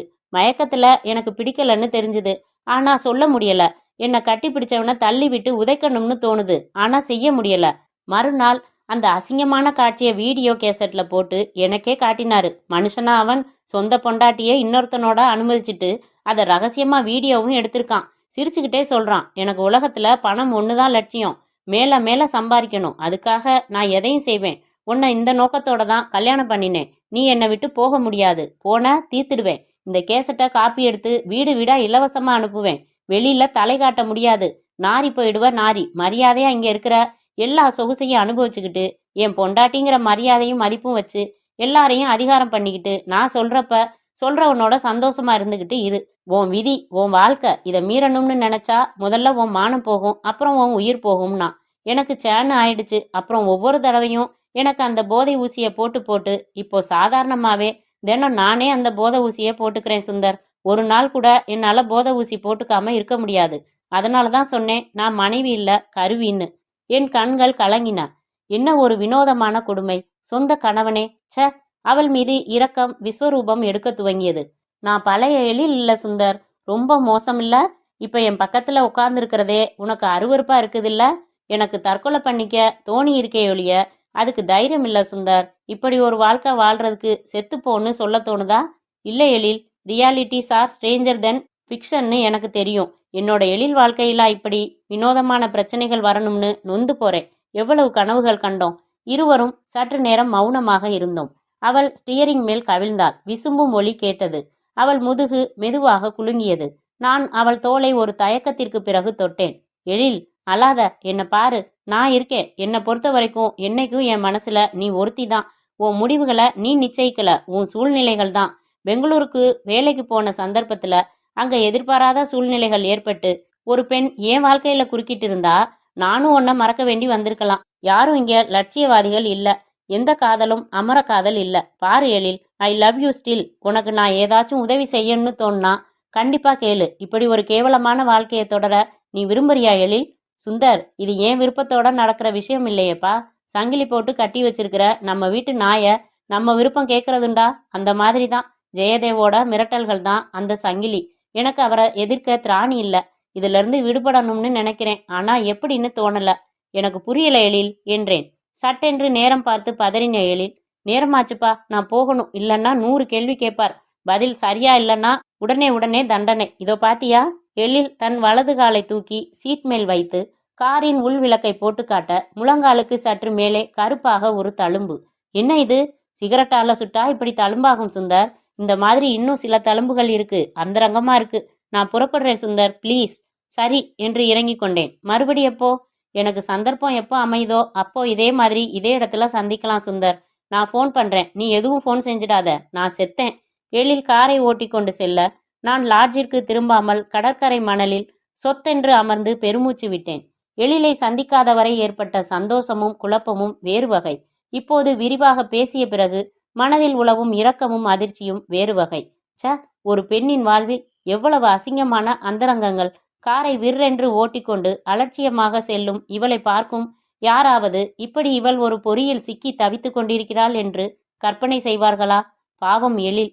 என்றென்றும் என்னுடையவள். அவளுக்கு என்னால் என்ன செய்ய முடியும்? என்ன செய்யலாம்? யோசிக்க யோசிக்க மனதில் ஒரு திட்டம் உதித்தது. அத்தியாயம் 10. அவளின் மறு அழைப்புக்காக தொலைபேசியையே பார்த்தபடி காத்திருந்தேன். அது ஒலித்த போதெல்லாம் எழில்தான் என்று எடுத்து எடுத்து ஏமாந்து கொண்டிருந்தேன். 1 நாள், 2 நாள், 3 நாள், 4வது நாள். நான் தான் எழில் பேசுறேன் சுந்தர். 4 நாளா உன் போனையே எதிர்பார்த்துக்கிட்டு இருந்தேன். அவர் ஊருக்கு போகட்டும்னு பார்த்தேன். இன்னைக்கு புறப்பட்டு டெல்லி போயிருக்காரு. நல்ல வேளை கூடவே மேனேஜர் மதுவும் போயிருக்கான். வர்றதுக்கு 2 நாள் ஆகும். இன்னைக்கு ஈவினிங் கடற்கரையில மீட் பண்றோமா? இல்ல, நாளை காலையில சில்வர் சான்ஸ் போறோம். ஹோட்டல் பிகினி இல்ல, காட்டேஜ் புக் பண்ணியிருக்கேன். நீ என்ன பண்ற? அடையாறுல சத்யா ஸ்டூடியோ வாசல்ல வந்து வெயிட் பண்ணு. காலையில 9 மணிக்கு நான் வந்து உன்னை பிக்கப் பண்ணிக்கிறேன். சாயங்காலம் தான் திரும்ப போறோம். உனக்கு எதுவும் வேலை இல்லையே நாளைக்கு? நரசிம்மராவே கூப்பிட்டு அனுப்பியிருந்தா கூட கேன்சல் பண்ணுவேன் எழில். ரைட், நாளைக்கு மீட் பண்ணலாம். அன்னைக்கு ரொம்ப பழைய சட்டை போட்டிருந்த சுந்தர். கொஞ்சம் நல்ல சட்டை போட்டுட்டு வா. முயற்சி பண்றேன் மகாராணி. வைத்தேன். உடனே சம்பளத்தில் அட்வான்ஸ் வாங்கி கொண்டு கடை தெருவுக்கு போய் ஸ்டோன் வாஷ் பேண்ட் ஒன்றும் 1க்கு 2 டிஷர்ட்டும் வாங்கினேன். சலூன் போய் ட்ரிம் செய்து ஹேர் ட்ரையர் போட சொன்னேன். பாதகா, அவள் இன்னொருவனின் மனைவி. மாட்டினால் அவள் மட்டுமில்லை, நீயும் தொலைந்தாய் என்று ஒரு நல்ல தேவதை காதோரம் அறிவுரைக்கத்தான் செய்தது. அடச்சி, கம்முனு கெட என்று விட்டேன். மறுநாள் காலை 9 மணி. கார் சில்வர் சாண்ட் நோக்கி போய்க் கொண்டிருக்க அவள் இளம் மஞ்சள் சேலையில் அணிகலன்கள் எல்லாம் அதற்கு மேட்சாய். இப்பதான் பழைய சுந்தரா இருக்க நீ என்றால் நெற்றியில் கூலிங் கிளாஸ் செருகி கொண்டிருந்த எழில். மஞ்சள் ஸ்ட்ரெச் பேண்ட் கட்டுப்படுத்தி வழியவிட்ட கூந்தலின் உதிரிகள் காற்றில் என் முகத்தில் கழுத்தில் உரசி விலகி நான் கிறங்கினேன். இது தப்பப்பா என்கிற குற்ற உணர்ச்சி அவுட் ஆஃப் ஃபோக்கஸில் சொல்ல காமதேவன் வில் அம்புடன் என்னுள் உலாவிக் கொண்டிருந்தான். எத்தனையோ பேரால் தொடப்பட்டவள் என்பதாலா, நான் காதலித்தவள் என்பதாலா, சுலபமாக அனுமதிப்பாள் என்பதாலா, அழகானவள் என்பதாலா, காரணம் புரியவில்லை. ஆனால் எனக்குள் புதிய வேட்கை உருவாகி கொண்டிருந்தது. அவளின் இடது கையை எடுத்து என் மடிமேல் வைத்து கொண்டேன். அப்புறம் என்றாள். உடனே விடுவித்து விட்டேன். சிரித்தாள். காட்டேஜ் வரைக்கும் தாங்க மாட்டியா சுந்தர் என்றாள். அப்படியென்றால்? ஹோட்டல் பிகினி புதிதாய் இருந்தது. இவள் காரை விட்டு இறங்கவே இல்லை. ஒரு ஸ்வேட் ஓடியே வந்தான். சொன்னாள். சென்றான். திரும்பினாள். ஒரு சாவி கொத்தை ஒப்படைத்தாள். கடற்கரையோரமா முதல் வரிசையில 7வது காட்டேஜ் மேடம். தெரியும் என்று ஓட்டினாள். காட்டேஜ் நவீனமாக இருந்தது. மிக அருகில் கடல் இருந்தது. காற்று. ஆனாலும் காட்டேஜ் குளிர் செய்யப்பட்டிருந்தது. காரின் டிக்கியிலிருந்து பெரிய பையும் கேரியரும் ஹாட்பாக்ஸும் எடுத்து வந்து வைத்தாள். என்ன இதெல்லாம்? இதுல ஸ்விம் சூட் இருக்கு. கொஞ்ச நேரம் கடல்ல நீந்த போறோம். அப்புறம் இதுல நானே சமைச்ச லஞ்ச் இருக்கு. காலையில 5 மணிக்கு எந்திரிச்சு செஞ்சேன் தெரியுமா? இப்போ முதல்ல குளிக்கலாமா கடல்ல? கொஞ்ச நேரம் பேசலாம் எழில். கட்டிலில் ஒயிலாக அமர்ந்து கொண்டாள். பேசு. இப்படி நாம வந்திருக்கிறது ஜெயதேவுக்கு தெரிஞ்சா? ஐயோ ஏன்பா நல்ல பேச்சா பேச மாட்டியா? நிச்சயமா கொலை விழும். ஆனா நான் அதுக்கு துணிஞ்சிட்டேன் சுந்தர். என் உள் மனசு எனக்கு உத்தரவு கொடுக்குது சுந்தர். தப்பில்லைன்னு சொல்லுது. யோசிச்சு பாரு. எனக்கு விருப்பம் இல்லாம எத்தனை கைகளை என் மேல பரவ அனுமதிச்சிருக்கேன். எனக்கு விருப்பமுள்ள சுந்தரோட சந்தோஷமா இருக்கிறது தப்பா? முழுக்க நனைஞ்சாச்சு சுந்தர். அதனால வெட்கம் விட்டு போச்சு. எழில், உன்னை என்னால புரிஞ்சுக்க முடியல. இது டேஞ்சர் எழில். மௌனம். அர்த்தமுள்ள மௌனம் நிலவியது. அவள்தான் அதை உடைத்தாள். வா கடல்ல குளிச்சுட்டு வரலாம். போனோம். அவள் சிங்கிள் பீஸ் ஸ்விம் சூட் அணிந்து என்னோடு கைகோர்த்து மணலில் நடந்தாள். ஆனந்தமாய் விளையாடி குளித்தோம். மீண்டும் காட்டேஜ் வந்து ஷவரில் நான் குளித்துவிட்டு வந்ததும் அவள் குளித்துவிட்டு வந்தாள். காப்பி ஆர்டர் செய்தேன். வந்ததும் பருகினோம். எழில், நிரந்தரமா ஒரு தீர்வு சொல்லட்டுமா என்றேன். ஐயோ உடனே சொல்லு. நீயும் நானும் கண்காணாம ஓடிடலாமா? பேத்தாதே சுந்தர். ஏதோ உருப்படியா சொல்வேன்னு நினைச்சேன். வடக்குல ஏதோ ஒரு மாநிலத்துல ஏதோ ஒரு சின்ன ஊர்ல போய் குடிசை போட்டுக்கலாம் எழில். சுள்ளி பொறுக்கி கஞ்சி சாப்பிட்டு சந்தோஷமா வாழலாம். நிறைய இந்தி படம் பார்க்காத.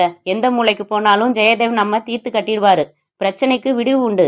அதுக்கு ஒரே ஒரு வழிதான். ஆனா அது இப்போ நடக்காது. என்ன அது? ஜெயதேவ் செத்தாதான் எனக்கு நிம்மதி சுந்தர். உலகத்திலேயே முதலா ஒரு சந்தோஷமான விதவைய நீ பாப்ப. அவர் கட்டுமஸ்தா இருக்காரு. பிபி இல்ல, சுகர் இல்ல, உடம்புக்கு எந்த பிரச்சனையும் இல்ல. இன்னும் 20-30 வருஷம் எல்லாரையும் துவம்சம் பண்ணிட்டு தான் அவர் போவாரு. வா சாப்பிடலாம். நான் பரிமாறுறேன். அவள் சமைத்து எடுத்து வந்த உணவு வகைகளை தட்டுக்களில் அமைத்து கொண்டு சாப்பிட்டோம். பிறகு ஒருவரை ஒருவர் அணைத்தபடி 2 மணி நேரம் நிம்மதியாக தூங்கினோம்.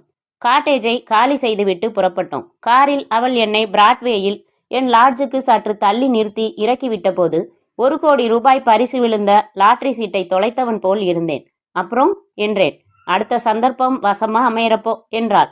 கையசைத்து விட்டு சென்றாள். கார் என் மீது துப்பிய புகை கலைந்து நான் சில வினாடிகள் நின்றுவிட்டு நடந்தேன். என் கால்களில் சிறகு வைத்து கட்டினது போல் ஒரு மிதக்கும் உணர்வு. சத்தியமாக இதெல்லாம் நிஜமாகவே நிகழ்ந்ததா? நடுராத்திரி கனவில்லையே. மூட்டை பூச்சி கடித்து நான் முழித்து கொள்ளப் போவதில்லையே. லாட்ஜில் இரவில் மல்லாக்கப்படுத்து அன்றைய அனுபவங்களை நான் காரில் ஏறிக்கொண்டதில் துவங்கி நினைத்து பார்க்க சுகமாயிருந்தது. எழிலை இந்த வலையில் இருந்து மீட்டேயாக வேண்டும். எப்படி என்றுதான் புரியவில்லை. சொன்னாலே. என்ன சொன்னாள்? ஜெயதேவ் செத்தால்தான் எனக்கு நிம்மதி. ஜெயதேவுக்கு மரணம் இப்போதைக்கு வராது. திடகாத்திரமானவன். இயற்கையான முறை மட்டுமின்றி மரணத்திற்கு செயற்கையான முறையும் உண்டே. கருத்தரிப்பு போலவே, கருக்கலைப்பு போலவே உயிர்கலைப்பு. யோசிக்க ஒரு திட்ட கட்டிடத்தின் அஸ்திவாரம் மனதில் ஆரம்பமாகி கொண்டிருந்தது. அத்தியாயம் 11. 1 வாரம் கழித்து அவளிடமிருந்து அழைப்பு வந்தது. நான் கடற்கரையில் வழக்கம் போல அவள் காரில் சந்தித்தேன். இங்கேயே வேணாம், டிரைவிங் தியேட்டர் போகலாம் சுந்தர் என்றாள். பிரார்த்தனாவில் எங்களுக்கு வழங்கப்பட்ட பார்க்கிங் எண்ணில் காரை நிறுத்தினாள். மெகா ஸ்கிரீனில் மெகா ஸ்டார் மம்மூட்டி மலையாள தமிழில் இனிமையாக பேசிக்கொண்டிருக்க ஐஸ்கிரீம் வாங்கி கொண்டோம். உனக்கு படம் பார்க்கணுமா என்றாள். ஒன்னத்தான் பார்க்கணும் என்றேன். காரில் பொருத்தின ஸ்பீக்கரை கலற்றி தொங்கவிட்டார்.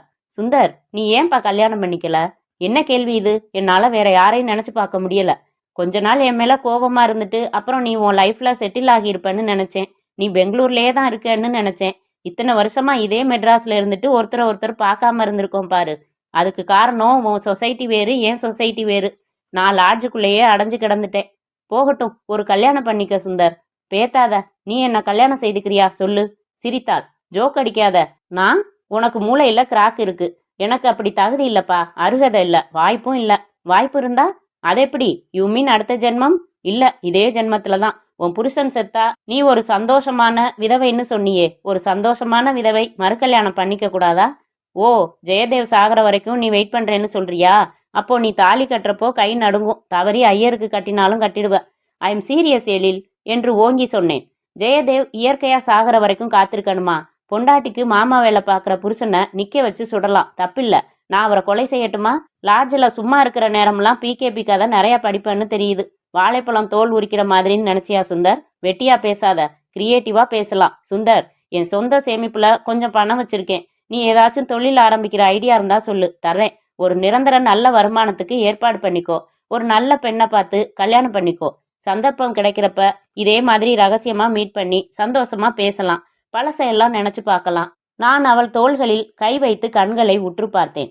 இந்த வியாக்கியானம் வேணாம், நேரடியா பதில் வேணும். I love you still. உன்னோட முன்கதை தெரிஞ்சதுக்கு அப்புறமும் லவ் பண்றேன். நீ என்ன லவ் பண்றியா இன்னமும்? உலகத்துல நான் லவ் பண்ற ஒரே உயிர் நீ தான் சுந்தர். நீயும் நானும் புருஷன் மனைவியா குடித்தனம் நடத்தினா எப்படி இருக்கும்? சொர்க்கம் சுந்தர். நம்ம லட்சிய கனவே அதாதானே இருந்துச்சு. அதை மறுபடி சாத்தியமாக்கலாம் எழில். நான் தீவிரமா யோசிச்சுட்டேன். அந்த கனவு சாத்தியமாக தடையா இருக்கிறது உன் புருஷன் ஜெயதேவ். அவரை சாமர்த்தியமா திட்டம் போட்டு கொலை செஞ்சுட்டு அவருக்காக நீ போலியா துக்கம் அனுஷ்டிச்சுட்டு கொஞ்ச நாள் கழிச்சு என்ன கல்யாணம் செய்துக்கலாம். இது லாங் ப்ராஜெக்ட். துல்லியமா திட்டம் போட்டு செய்துட்டா கனவை நினைவாக்கிடலாம் எழில். அவள் உடல் மொத்தமும் சிலிர்த்து போனதை அவள் தோள்களில் வைத்திருந்த என் கைகளில் உணர்ந்தேன். அவளின் இமைகள் படபடத்தன. இதயம் சற்று வேகம் கூட்டி இயங்கியது அசைவுகளில் தெரிந்தது. சுந்தர், நீ ரொம்ப சீரியஸா தான் இதை சொல்றியா?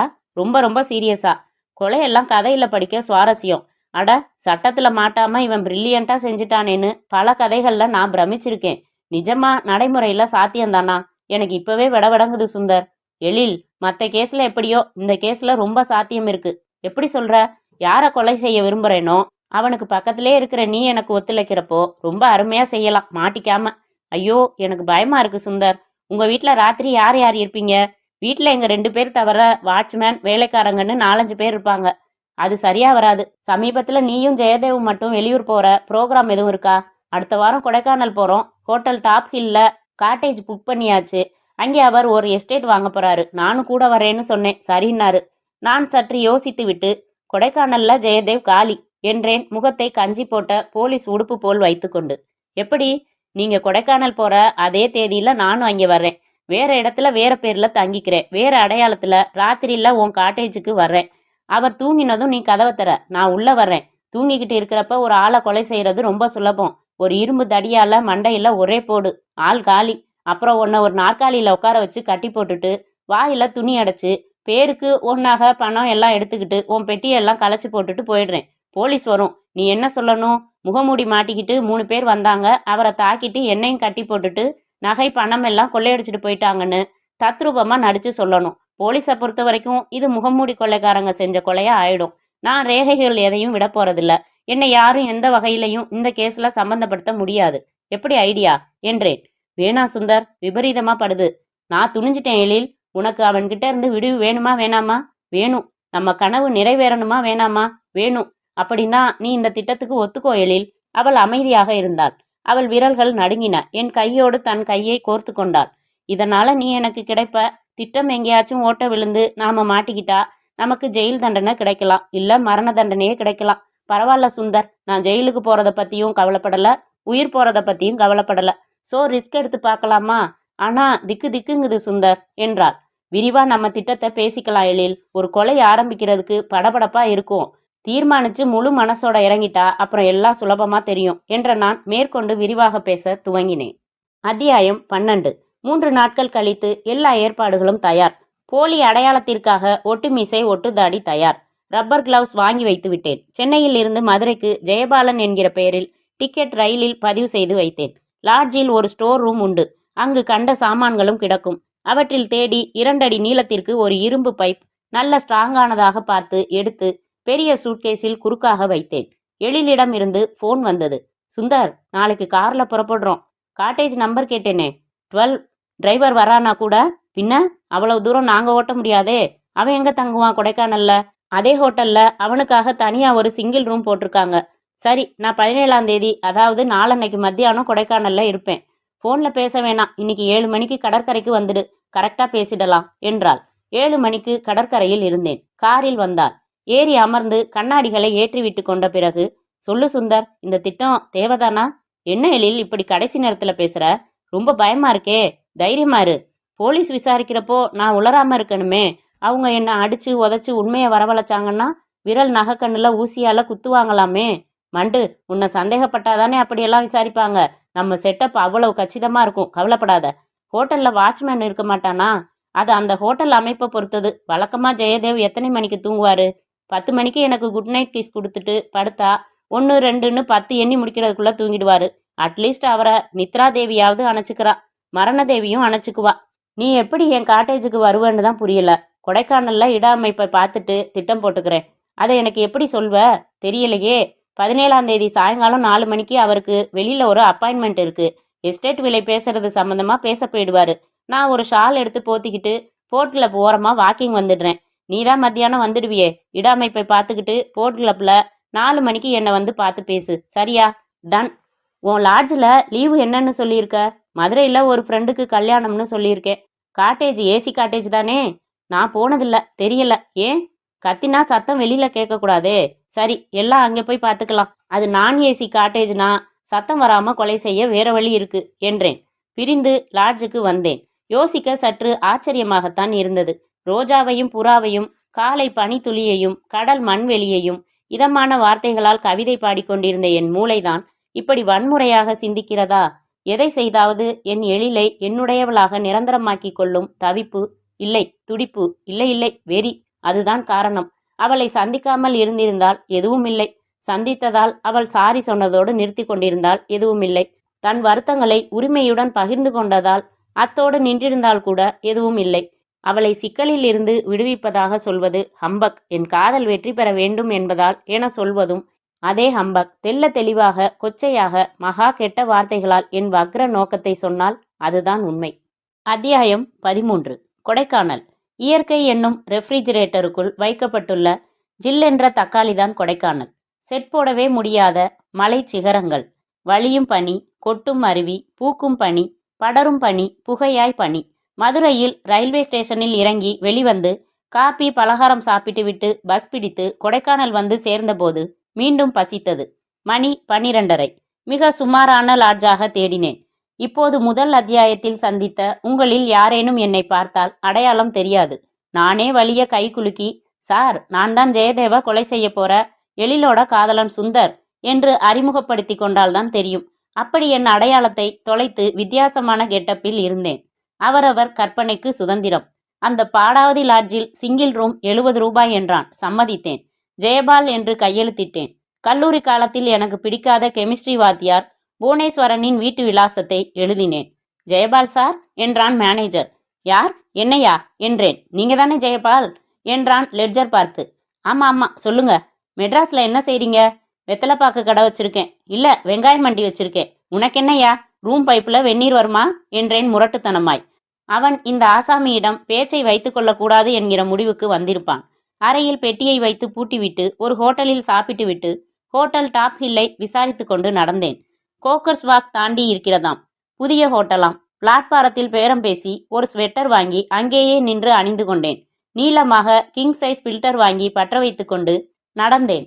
டாப் ஹில் ஹோட்டல் ஒரு உயரத்தில் கட்டியிருந்தார்கள். சென்று முதலில் ரிசப்ஷன் பகுதியில் 12ஆம் நம்பர் காட்டேஜில் யார் இருக்கிறார்கள் என்று போர்டில் பார்த்தேன்.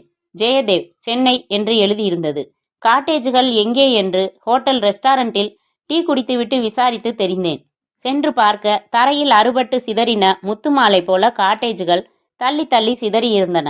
ஒட்டு மொத்தமாக எல்லா காட்டேஜுகளையும் வளைத்து காம்பவுண்ட் சுவர் எதுவும் இல்லை. முக்கிய கட்டிடத்தின் வாசலில் மட்டும் ஒரு வாட்ச்மேன் கருப்பு உள்ளன் கோட் போட்டு நின்றான். எல்லா காட்டேஜுக்கும் ஒரு ரவுண்டு போய் வருவானோ என்னவோ. 12ஆம் நம்பர் காட்டேஜ் வாசலில் வெள்ளை காண்டெசா. டிரைவர் காரில் அமர்ந்து மலையாள மனோரமா படித்து கொண்டிருந்தான். நான் வேடிக்கை பார்க்க வந்தவன் போல நைஸாக திரும்பி நடந்தேன். அந்த காட்டேஜை அடைய ஹோட்டலின் முக்கிய கட்டிடத்தை அடைய வேண்டுமென்பதே இல்லை. தனியான செங்குத்து வழி இருக்கிறது. மிக சுலபம். காட்டேஜ் ஏசி செய்யப்பட்டிருக்கிறது. இல்லையென்றால் கூட உள்ளிருந்து ஒரு ஆள் கத்தினால் குரலை பனி கடத்தி கொண்டு போய்விடும். எனக்கு அமைப்பு மகா திருப்தி. என் பாடாவதி லாட்ஜுக்கு திரும்பி அறையில் படுத்துக்கொண்டேன். கொஞ்ச நேரம் உறங்கி எழுந்து 4 மணிக்கு தலை சீவி பவுடர் போட்டுக்கொண்டு போட் கிளப்புக்கு வந்துவிட்டேன். 4:45 தான் வந்தாள் எழில். பேண்ட் சட்டை அணிந்திருந்தாள்.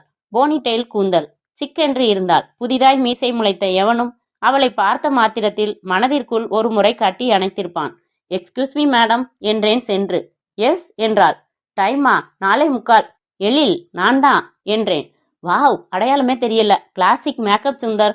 சரி, நாம் அதிக நேரம் சேர்ந்து நின்று பேசிட்டு இருக்கிறது நல்லதில்ல. உன் காட்டேஜ் அமைப்பை நான் பார்த்துட்டேன். ரொம்ப சுலபமாக வர முடியும், ரொம்ப சுலபமாக போக முடியும். யாரும் கவனிக்க மாட்டாங்க. ராத்திரி நான் எத்தனை மணிக்கு வரட்டும் அதை மட்டும் சொல்லு. 11 மணிக்கு வா சுந்தர். 7 மணிக்கெல்லாம் வந்துடுறேன்னு சொல்லிட்டு போயிருக்காரு அவரு. அவர் வந்ததும் கொஞ்ச நேரம் பேசிட்டு சாப்பிட்டுட்டு உருது மொழி புத்தகத்தை புரட்டி பார்த்துட்டு தூங்கிடுவாரு.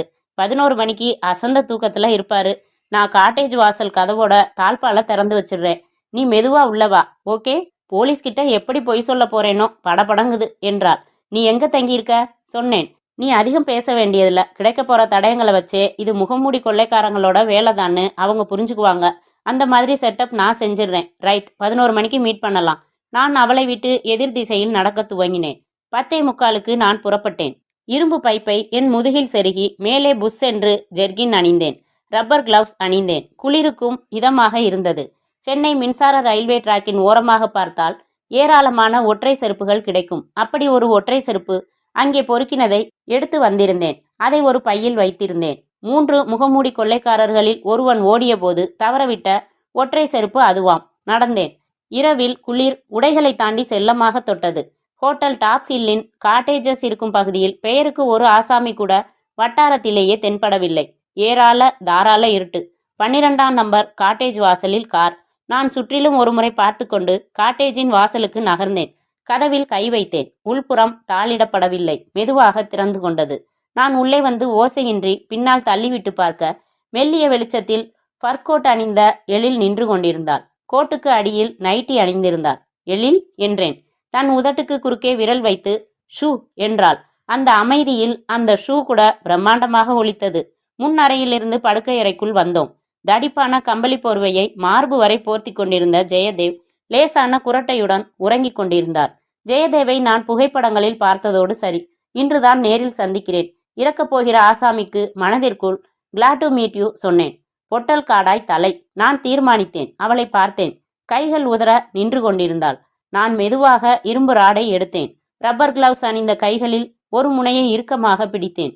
மெதுவாக அதை என் தலைக்கு மேல் ஓங்க எழில் தன் முகத்தை சட்டென்று மூடிக்கொண்டாள். பலம் அனைத்தையும் என் கைகளில் திரட்டி சரியாக ஜெயதேவின் தலையை குறிவைத்து இறக்கி அடித்த முதல் அடியிலேயே டொக் என்ற முறிவு சத்தத்துடன் ரத்தம் பீறிட ஜெயதேவ் அனிச்சையாக துள்ள மீண்டும் மீண்டும் தாக்கினேன். 3வது அடியிலேயே உடம்பின் துள்ளல் அடங்கியது. ஒரு அலறலோ கத்தலோ இல்லை. அதற்கான உணர்வுகள் விழிக்கும் முன்பாக மரணம். குபுகுபுவென்று ரத்தம் பெருகி வெட்டை நனைத்து கொண்டிருக்க இரும்பு பைப்பின் ஒரு முனையில் ரத்தம் கொட்டியது. எழில் என்றேன். மூச்சு வாங்கினேன். கைகளை எடுத்துவிட்டு முகத்தை சுருக்கி பார்த்தாள். செத்துட்டாரா? நரகத்தோட கதவை தட்டிக்கிட்டு இருப்பாரு. இரும்பு பைப்பை ஓரமாக போட்டேன். நான் கொண்டு வந்திருந்த பையில் இருந்து கயிறு எடுத்தேன். அந்த நாற்காலியில உட்காரு. அமர்ந்தாள். அவளை கட்டி போட்டேன். தொங்கின ஜாக்கெட் எடுத்து அவள் வாயில் திணித்தேன். அவள் கழுத்தில் கைகளில் இருந்த நகைகளை கலட்டினேன். அவர்களின் பெட்டிகளை கலைத்தேன். ஜெயதேவின் வாட்ச், மோதிரம், மணி பர்ஸ் எல்லாம் எடுத்துக்கொண்டேன். என் பார்ட்டு ஓவர், இனிமே ஓன் பார்ட்டு தான் என்றேன். தலையசைத்தேன். புறப்பட்டேன். காட்டேஜுக்கு வெளியில் வந்தேன். சற்று தள்ளி அந்த ஒற்றை செருப்பை போட்டேன். விடுவிடுவென்று நடந்தேன். என் லாட்ஜுக்கு வந்து தங்கினேன். காலையில் முதல் பஸ் பிடித்து மதுரை போய் அங்கிருந்து சென்னை போய் எல்லாவற்றையும் கொளுத்திவிட வேண்டும். இந்த கிளவுஸ், தாடி சமாச்சாரங்கள், கொடைக்கானலில் பயன்படுத்திய உடைகளை கூட. நான் படுத்துக்கொண்டேன். உறக்கம் வரவே இல்லை. கடவுளே, என்ன ஒரு காரியம் செய்திருக்கிறேன். கொலை மகா பெரிய குற்றம். என் எழிலுக்காக. அங்கே அவள் என்று திணறி திணறி கத்துவாள். யாராவது அவர்களாக வந்து பார்க்கும் வரை அப்படியே இரு, அந்த களைப்பு தத்ரூபமாய் இருக்கும் என்று சொல்லியிருக்கிறேன். நான் உறங்கினேனா இல்லை உறங்கவில்லையா என்று குழப்பமாக இருந்த ஒரு கண் செருகல் நேரத்தில் என் அறையின் கதவு தடதடவென்று தட்டப்பட்டது. திக்கென்றது. யாரது? போய் கதவை திறந்தால் போலீஸ்.